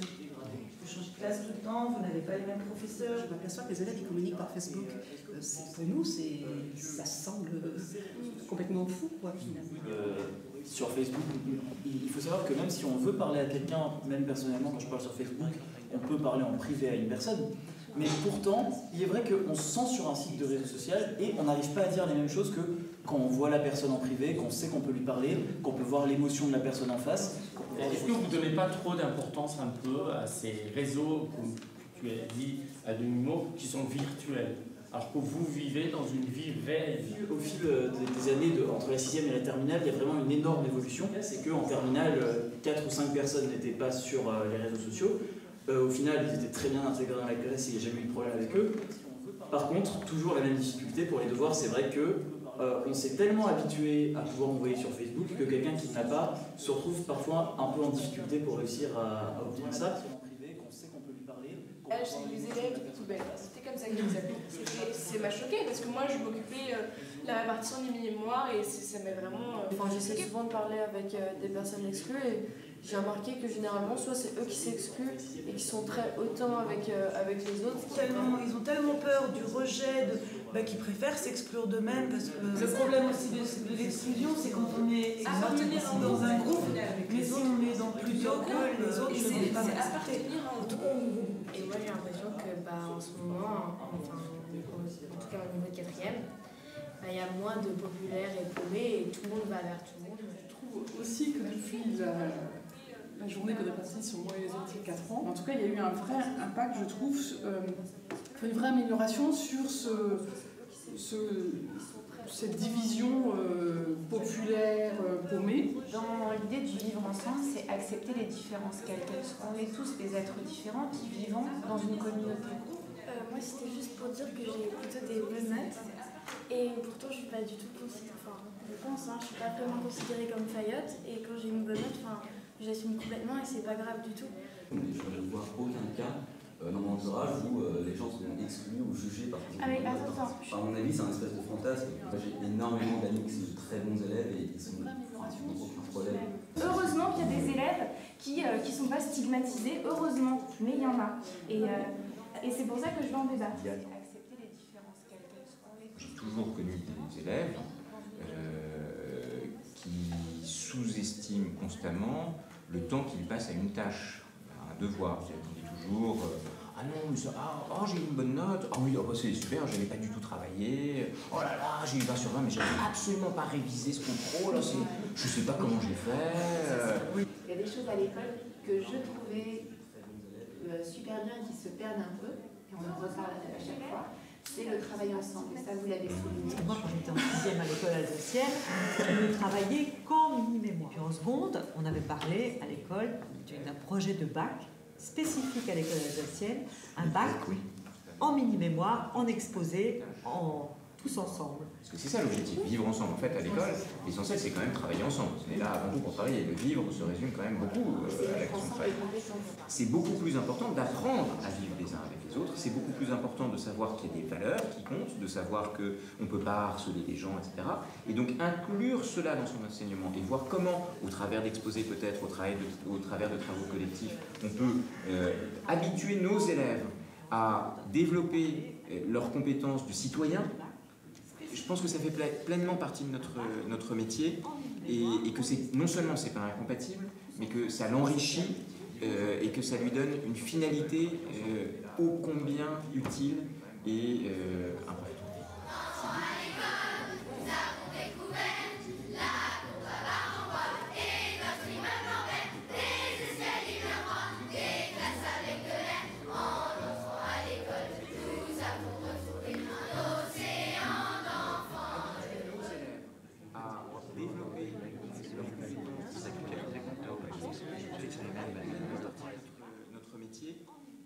C'est ça qui fait partie de l'ouverture aussi, éventuellement.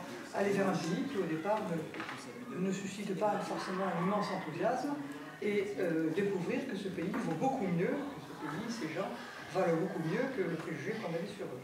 Il est vrai que pour d'autres pays, que ce soit l'Espagne, que ce soit l'Allemagne, c'est aussi intéressant de ne pas faire une fixation sur uniquement l'anglais, mais s'intéresser comme ça à d'autres langues et d'autres cultures. Parce que c'est vrai que quand on prépare l'Australie, les États-Unis ou la Nouvelle-Zélande, on se dit pourquoi pas l'Irlande et l'Angleterre quand même.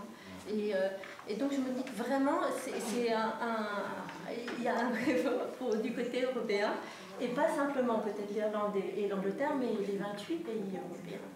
Donc je trouve que si on a quelque chose à voir, ça serait que dans 14 ans, l'école alsacienne et 28 écoles dans d'autres pays avec lesquelles elle est au moins un échelle.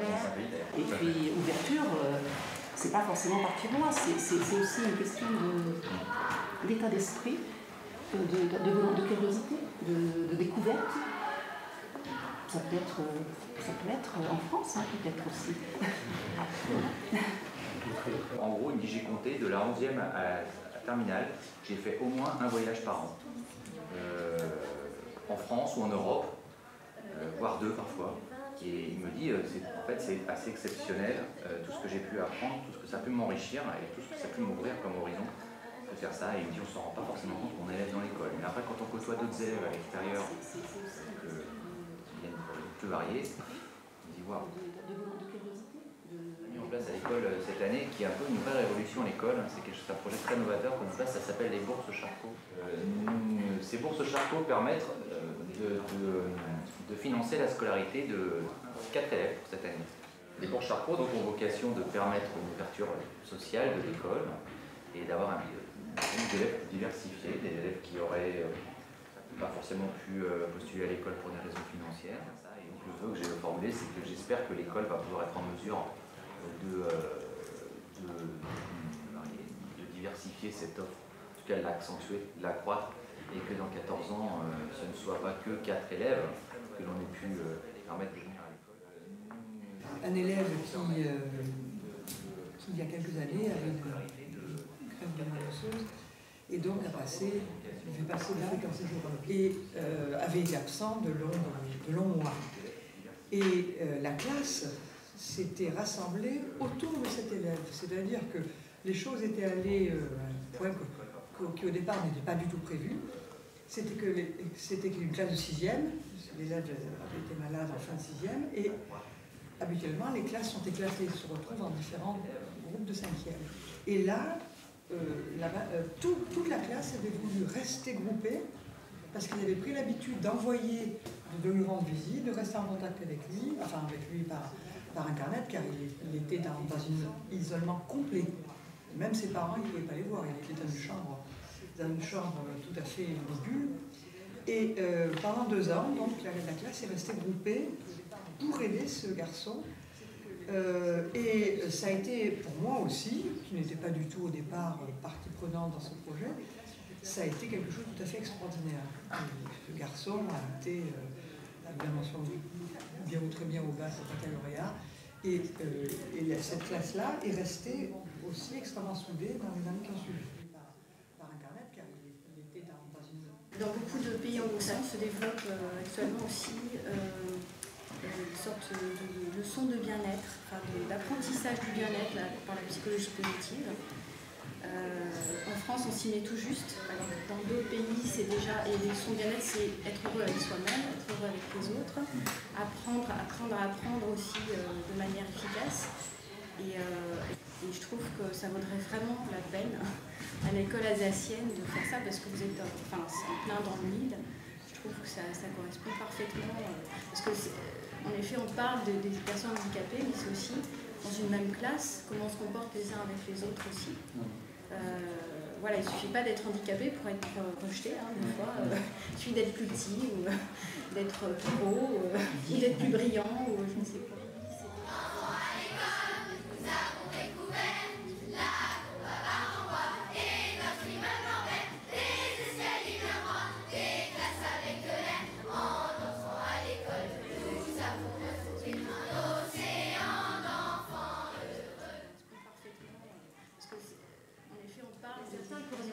C'est pas très long en fait, 14 ans si on raisonne, c'est presque demain. Voilà, il ne suffit pas d'être handicapé pour être rejeté. Je crois que là, il ne faut pas se contenter d'aller dans le sens qui malheureusement est le sens commun, ça va venir, c'est obligatoire, etc. Mais il faut se poser des questions. Par exemple, on va commencer très simplement, est-ce qu'il est préférable que les élèves prennent des notes classiquement avec une feuille, un crayon et du papier, ou qu'ils utilisent maintenant avec la tablette graphique directement la possibilité de prendre des notes. Les gens qui prennent des notes sur papier et ceux qui prennent des notes sur ordinateur, est-ce qu'ils prennent les mêmes notes? Bien pas du tout. Je pense que dans le geste, dans le fait de manier son crayon, d'écrire ses lettres, etc., on apprend des choses, on intègre des choses différemment. Nous, pour l'instant, vraiment, le numérique, c'est ce qu'on ne peut pas trouver en faisant la classe, entre guillemets, traditionnellement. Aller chercher des documents, des films, des choses qui nous manquent, échanger avec un pays étranger. J'emmène mes élèves régulièrement dans des pays européens pour qu'ils puissent parler anglais aussi. Alors on peut communiquer avec des élèves à l'étranger, ça c'est vraiment très enrichissant. Mais tout le reste, on reste pour l'instant, entre guillemets, un peu conservateur. Dans le fait de manier son crayon. Parce que donc, cette transmission de valeurs apprendre à vivre en société. Bien sûr. Et donc pour apprendre à vivre en société, il faut aussi à un moment. Il faut être ensemble à un moment. Donc c'est pour ça. Je pense qu'on pense, en tout cas, bien sûr, que un lieu commun, en tout cas, sera nécessaire à un moment ou à un autre. Je pense à l'école alsacienne aussi, on se doit de travailler beaucoup plus en groupe. On a des tables qui sont lourdes, il faut qu'on arrive à les déplacer, les mettre parfois en ligne, parfois ensemble à 4, parfois à 6, parfois plus grand. Travailler ensemble, les enfants le réclament, le demandent. La tendance générale n'est pas justement à permettre la constitution de groupes. Moi je suis prof de physique, nous avons dans, je dirais, la discipline des parties où on est amené à travailler en groupe. Mais qu'est-ce que l'on voit dans l'ensemble de l'éducation nationale? Ces groupes qui existaient avant au niveau du collège, ben, ils n'existent plus. Notamment, je suis enseignante dans des classes de 7e, et les enfants de 8e, de CM1 et aussi de 9e, de CE2 réclamaient des temps dans la journée pour échanger, pour parler ensemble, pour discuter, travailler ensemble. Ce qui est intéressant peut-être dans d'autres pays, c'est que les choses sont valorisées des fois de façon différente. La France, je pense, tout simplement, est très académique. Les notes, je me rappelle la première fois que j'ai vu un carnet de notes de mes enfants, c'était jusqu'à 2 décimales. Pour moi, c'était effrayant, 2 décimales sur 20. Je pense que la note est quand même un peu nécessaire parce qu'effectivement, il faut pouvoir se situer aussi, mais en même temps, je pense que trop souvent, la note est sanction, alors qu'elle devrait être pédagogique. On enlève des points, et on n'en met jamais. On n'a jamais de grille d'analyse en se disant voilà ce qui était très positif dans cette copie, même si c'est une copie qui a eu 0. Il y a quand même des points positifs dans cette copie, il y a des points à améliorer et il y a des points effectivement négatifs. Et en même temps, la note, elle est utilisée parce qu'elle va être un outil de sélection. En définitive, qu'est-ce qui fait que les élèves vivent mal la note? C'est qu'en définitive, elle n'est pas commentée, quoi. Ils ont le chiffre brut qui leur arrive dans la figure. Le système français, je dirais, est un peu aux antipodes et effectivement ne va pas dans le sens de la construction de l'estime de l'enfant. Je pense que la pression, c'est quelque chose qui est nécessaire, et c'est quelque chose qui est nécessaire pour progresser, et progresser le plus possible. Je ne pense pas que ce soit une bonne idée de dire toujours à nos enfants, vous êtes les plus beaux, mais tout ce que vous faites c'est génial, etc. C'est pas vrai, il faut rester lucide. Et je pense que cette lucidité, quelque part, nos enfants la demandent. Ils veulent qu'on leur dise, ça va pas. La note me semble toujours nécessaire, mais la façon avec laquelle on fait passer la note, avec tout ce qu'il y a autour, c'est ça qu'il faudrait qu'on présente différemment. Et effectivement ne va pas dans le sens de la construction. Je vois ce que vous dites, mais justement, est-ce qu'il y aura toujours, dans 14 ans, la hiérarchie des matières, toujours les matières principales, les matières où on n'a qu'une heure, d'autres où on en a au moins 5 en la semaine? Et est-ce qu'il y aura toujours l'esprit de la classe? Est-ce que ce sera toujours par âge et non pas par niveau? Parce qu'il y a certains élèves qui sont extrêmement bons dans ces matières et mauvais dans d'autres, et ils auraient besoin d'un enseignement plus perfectionné dans ces matières où ils sont moins bons, et justement, les matières où ils sont bons, ils s'ennuient des fois parce que justement ils savent faire les choses, ils ont besoin de plus. L'entrée d'un tutorat, c'est très enrichissant. Maintenant, des élèves de 16 ans doivent être aussi avec des classes d'âge qui leur correspondent. En fait, le refus de faire des groupes de niveau pour l'éducation nationale, c'est parce que quand même notre devise, c'est quand même égalité. Oui, non, mais ça, c'est dans notre devise patriotique. Je pense que si vous prenez un effectif de 30 élèves mais qui ont exactement le même niveau, vous allez les amener là où vous voulez. Mais que les élèves présenteront des dossiers, justifieront les choix des matières qu'ils ont fait en fonction de leurs intérêts, en fonction de leurs projets professionnels, etc. Et que les universités les choisiront. Disons qu'ils sont peut-être 3000 dans une filière et ils se retrouvent à 300 en deuxième année. Donc la sélection se fait de toute façon à partir de la seconde année, que ce soit une double filière ou pas. Et il y a des universités qui sélectionnent déjà les étudiants aussi avec des mentions au bac. De fait, si on se projette dans 14 ans, c'est plutôt le schéma des universités qui choisiront leurs étudiants, plutôt que le schéma traditionnel français qui consiste à considérer que tout bachelier a le droit d'entrer dans quelque université que ce soit. Peut-être 3000 dans une filière, ils se retrouvent à 300 en deuxième année. Donc la sélection se fait.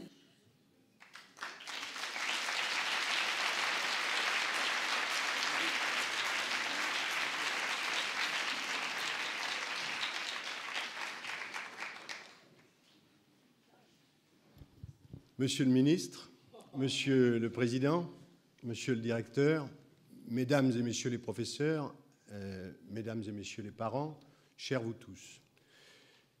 Bien entendu, si je suis là, c'est parce que l'école alsacienne me tient à cœur pour des raisons de fond que je vais développer, pas trop longuement, mais quand même, en revenant d'ailleurs sur un certain nombre des éléments que vous avez pu dire et peut-être en les modifiant un peu.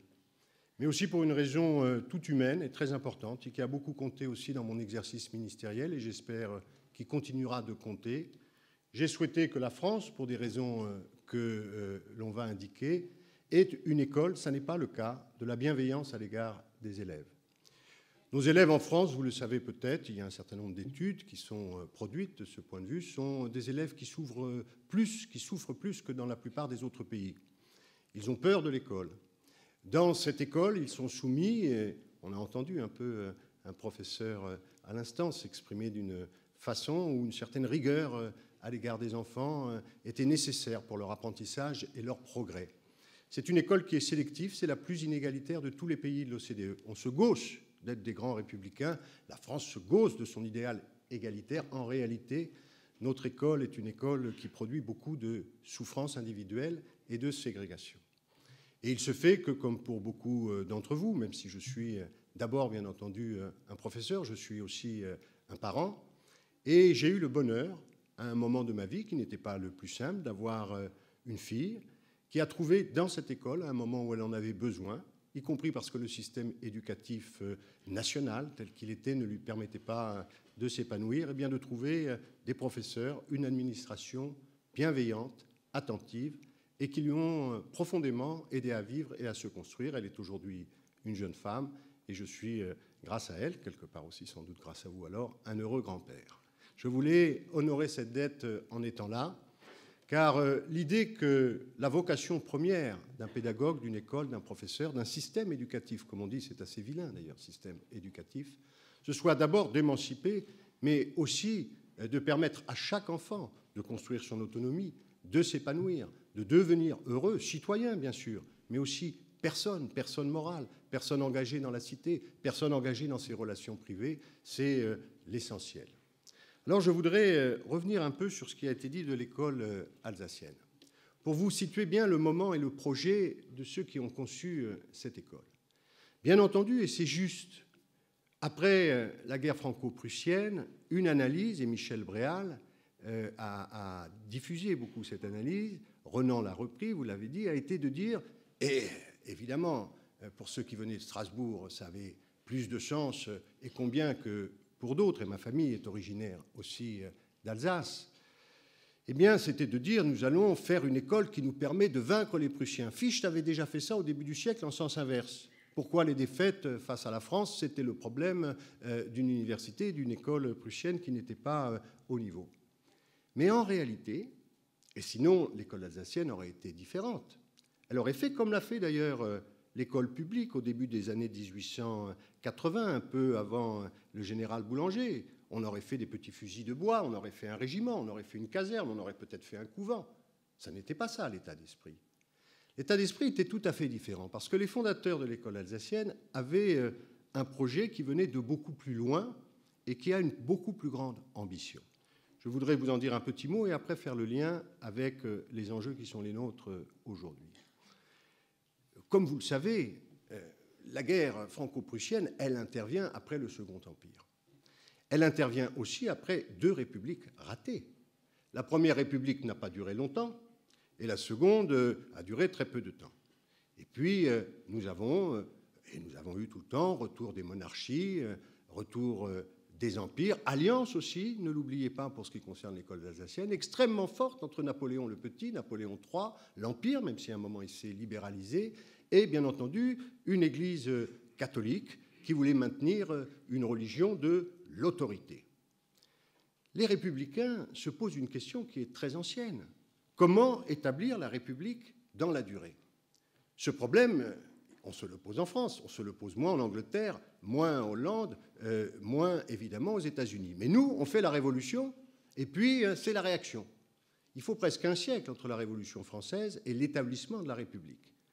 La réflexion donc des Républicains, c'est que dans le fond, il ne suffit pas de faire des révolutions matérielles, révolutions politiques, révolutions dans les choses. Il faut faire des révolutions spirituelles, révolutions dans les consciences, révolutions dans les attitudes. Ce qu'il manque à la République, c'est des républicains.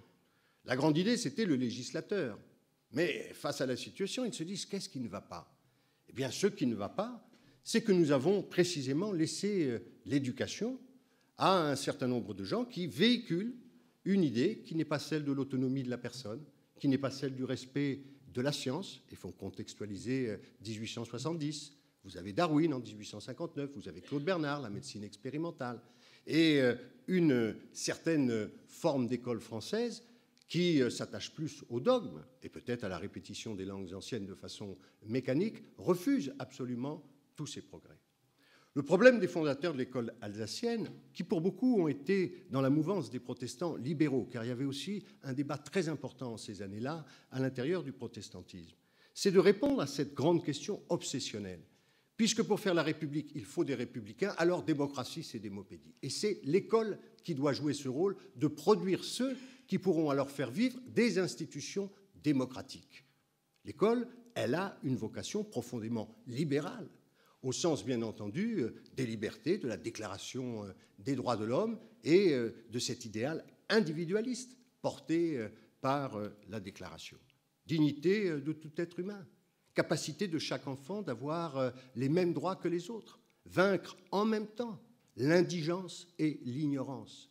Car bien entendu, être capable de mettre en œuvre une école de l'émancipation, de la réussite pour tous, c'est mener un projet de société, l'école d'aujourd'hui et la société de demain. Et donc il ne faut pas simplement penser qu'il y a une revanche, qu'il y a la volonté de s'attaquer aux Prussiens. D'ailleurs, ce sont les mêmes qui ont été d'abord les grands artisans des États-Unis d'Europe. Il faut savoir quand même que les congrès de la paix et de la liberté sont précisément habités par Ferdinand Buisson, par Jules Ferry. Alors ils sont réfugiés en Suisse à cette époque, puisqu'ils sont dans l'opposition au Second Empire. Mais ils portent bien cette idée qu'il ne s'agit pas simplement d'être nationaliste, mais d'être patriote, comme vous l'avez dit. Et patriote, ça veut dire avoir une idée qui permet d'étendre la nation de droit, la nation juridique, à tous les autres. Et donc d'aller vers la paix, aller vers la construction des États-Unis d'Europe, aller demain vers une construction du cosmopolitique, qui habite évidemment cette idée d'une humanité partagée. Et ça, vous le retrouvez dans la pédagogie. Parce que, bien entendu, l'école alsacienne va mettre en œuvre un certain nombre de pédagogies. Et alors, en France, on considère que la pédagogie est un gros mot. Mais on a tout à fait tort de le faire. Et d'ailleurs, c'est une erreur, on le voit bien, même sur les fondements de notre République. En réalité, les fondateurs de notre République, de l'établissement, la troisième, qui étaient des pédagogues pour la plupart, sont des gens qui considèrent que nous devons, vis-à-vis des enfants, avoir une pédagogie du projet, avoir une pédagogie, je l'ai entendu, de la coopération, avoir une pédagogie de l'action. C'est l'époque où on veut introduire les sciences et l'esprit scientifique, expérimental, l'expérience, dans l'école. Et évidemment, on le fait dans un contexte qui est un contexte où beaucoup ne le souhaitent pas. Et donc l'école alsacienne se retrouve en lien totalement avec les fondateurs de l'école républicaine qui sont heureux de voir l'école alsacienne avancer sur un chemin qu'ils veulent eux-mêmes emprunter. Car contrairement à une idée très fausse qui a été développée dans les années 90 et 2000 par des nostalgiques de la République qui nous l'ont dépeint sous un faux jour, les premiers républicains sont des gens qui considèrent qu'il ne faut pas simplement lire, écrire et compter. Vous parlez des arts. Jules Ferry dit « Je veux une éducation libérale ». Libéral, ça veut dire quoi? Ce n'est pas le libéralisme au sens où on l'entend aujourd'hui. Éducation libérale, c'est, il le précise, je veux que chaque enfant puisse avoir accès au meilleur de la culture. Je veux qu'il puisse avoir accès au meilleur de la musique, au meilleur de la peinture. Et l'école doit prendre en charge cela. Vous avez parlé de coéducation. Il faut imaginer quand même. Cette idée, elle est inscrite, bien entendu, dès le départ dans ces pédagogies. On peut voir aussi l'importance tout à fait déterminante de cette idée ancienne dans l'humanisme, qu'il faut avoir un esprit sain dans un corps sain, que nous sommes des êtres mixtes, qu'il n'y a pas de séparation, et donc que nous devons considérer les activités physiques comme des activités éminentes et qui servent bien entendu aussi à la réussite scolaire plus proprement dit. Et donc les fondateurs de l'école alsacienne sont à la fois les porteurs d'un projet politique Et bien entendu, quand Léon Bourgeois vient, quand Jules Ferry vient, quand Paul Bert prononce son si magnifique discours, il sait que ici, dans l'environnement de l'école alsacienne, vous avez ce triumvirat protestant qui a fondé l'école de la République, Ferdinand Buisson, Jules Steg, Félix Pécaud, mais aussi nos écoles maternelles, enviées dans le monde entier, Pauline de Kergomar, qui était dans le 14e arrondissement, la famille Reclus, le grand géographe, mais qui sont aussi des protestants libéraux, des socialistes libertaires, et tous des pédagogues. Ils portent ce projet, donc, non seulement pour prendre une revanche vis-à-vis des Prussiens, mais parce qu'ils portent une idée très haute de la République, de son école, de chacun de ses citoyens et de la personne humaine. Il y a un lien, évidemment, entre le libre examen, entre la tolérance, entre la justice et cette conception de l'école, qui est aussi une conception de la République. Et comme ministre de l'Éducation nationale, comme républicain engagé, comme militant socialiste, je ne l'ai jamais caché, j'ai toujours souhaité qu'on prenne et qu'on reprenne possession de cette tradition. Lorsque l'on a dit il faut refonder l'école de la République, refonder, ça veut dire revenir aux fondements. Et les fondements, ils ont été posés à cette époque et ils ont été posés par ces pédagogues et ces républicains. Vous avez dit, vous avez raison, il y a eu des débats, mais jamais aucun d'entre eux, ni Jules Ferry ni les autres, ils avaient assez souffert, pour les uns de l'antisémitisme, pour les autres de l'antiprotestantisme. Jamais aucun n'a souhaité le monopole. C'est une invention des adversaires. Jaurès lui-même a combattu contre le monopole. Et les uns et les autres ont reconnu que pour éduquer un citoyen libre, une personne autonome, il faut des pédagogies de la liberté. Non pas de la contrainte, non pas de la coercition. Il faut inclure les parents, il faut réunir les sexes, il faut être capable de s'ouvrir sur le monde, il faut parler les langues étrangères, il faut pratiquer, et il ne faut pas uniquement répéter sous la férule et par l'autorité. C'est un projet pédagogique, et vous le voyez bien, c'est un magnifique projet politique. C'était le projet des Républicains, et d'une certaine façon, ça peut rester le projet de notre République. C'est le petit lien que je voudrais faire avec aujourd'hui. Ma conviction, c'est que le moment particulier que vit la France depuis déjà quelques années, c'est ce que les historiens, il y en a ici d'éminents, ont identifié comme étant la crise de l'avenir. Il y a, ça vaut pour des personnes, ça s'appelle la dépression, il y a pour des pays des périodes de leur histoire où ils ont plus de mal à se projeter dans l'avenir. L'avenir de la France, c'est sa jeunesse. Les arbitrages qui sont les nôtres, ce que disaient déjà d'ailleurs les fondateurs et les maîtres des fondateurs de cette école, je pense par exemple à Edgar Quinet. Mais quand on regarde les arbitrages qui sont les nôtres depuis un demi-siècle, tous les arbitrages d'un pays comme le nôtre n'ont pas été en faveur de notre jeunesse. Si on veut surmonter la crise de l'avenir, il y a sans doute beaucoup de choses à faire. On peut considérer qu'il faut avoir un mode de développement qui soit plus favorable et qui prenne plus en cause, plus en considération l'avenir. On peut considérer que la dette, c'est quelque chose qui nous tire vers le passé et qui ne permet pas d'investir dans l'avenir comme on le devrait. On doit considérer aussi que le vrai défi pour la France, c'est d'être capable de relever, comme c'était le cas après 1870, comme ont voulu le faire les fondateurs de l'école alsacienne, l'école de la République. J'ai dit tout à l'heure que le diagnostic n'était pas bon, il est partagé, chacun le sait. Et donc, il faut faire un certain nombre de choses parce qu'il faut surmonter cette crise de l'avenir et il faut être capable de donner à notre jeunesse une perspective. Notre jeunesse, ce n'est pas une catégorie, c'est notre patriotisme.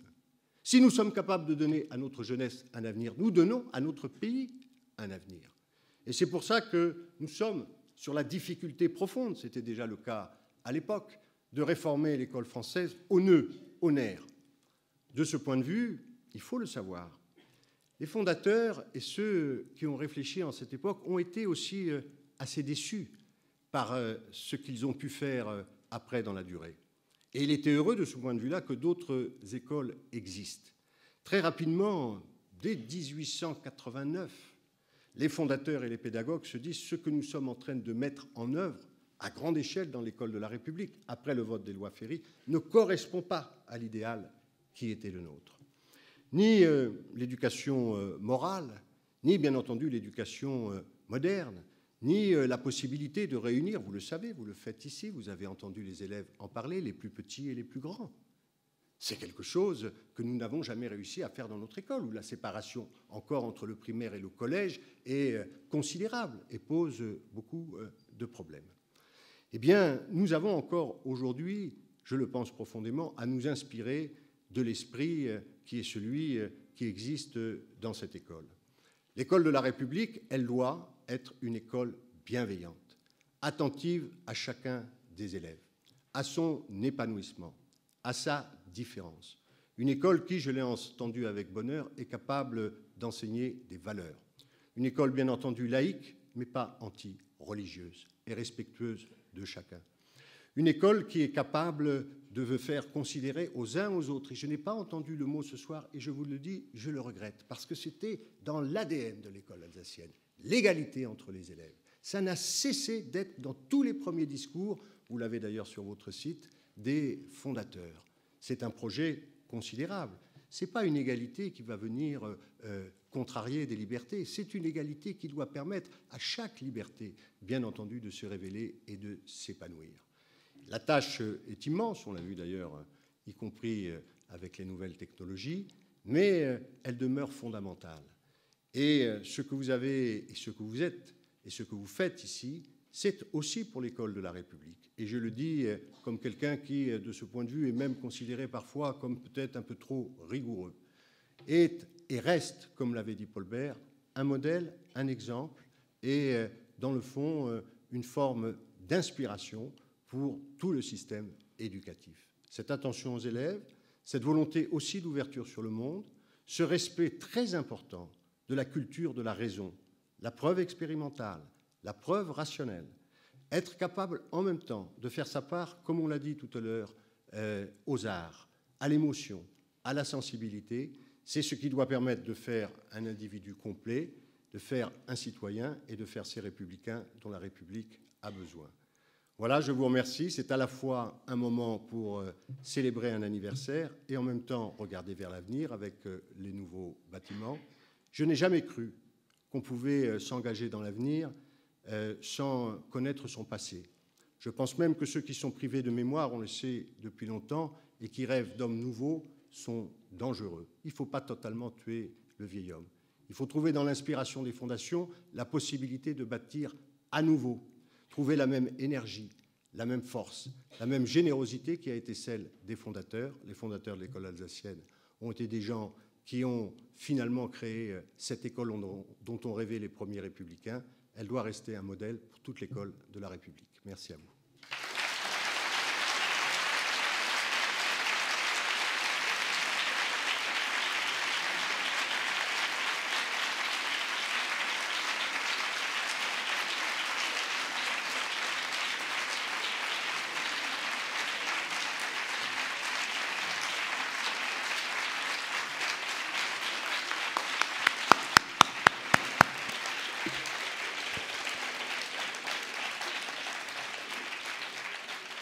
Merci, Monsieur le Ministre. La barre est haute, mais on y va. Alors maintenant, nous allons, Alain et Vincent Payon vont dévoiler la plaque d'inauguration de ce nouveau bâtiment. Et ensuite, nous allons partager quelques agapes. Ça sera l'occasion de fêter un autre anniversaire, pas tout à fait à la même échelle, mais un anniversaire important pour le quotidien de tous les professeurs et de tous les élèves qui y vont. C'est le 50e anniversaire de notre relation avec notre fournisseur et notre prestataire de services en matière de demi-pension, en la personne de la société Elior, 50 ans. Et puis, vous avez peut-être vu quelques appareils de photo, et c'est une autre société avec laquelle l'école est liée, alors là, depuis 1880, puisque c'est David et Valois.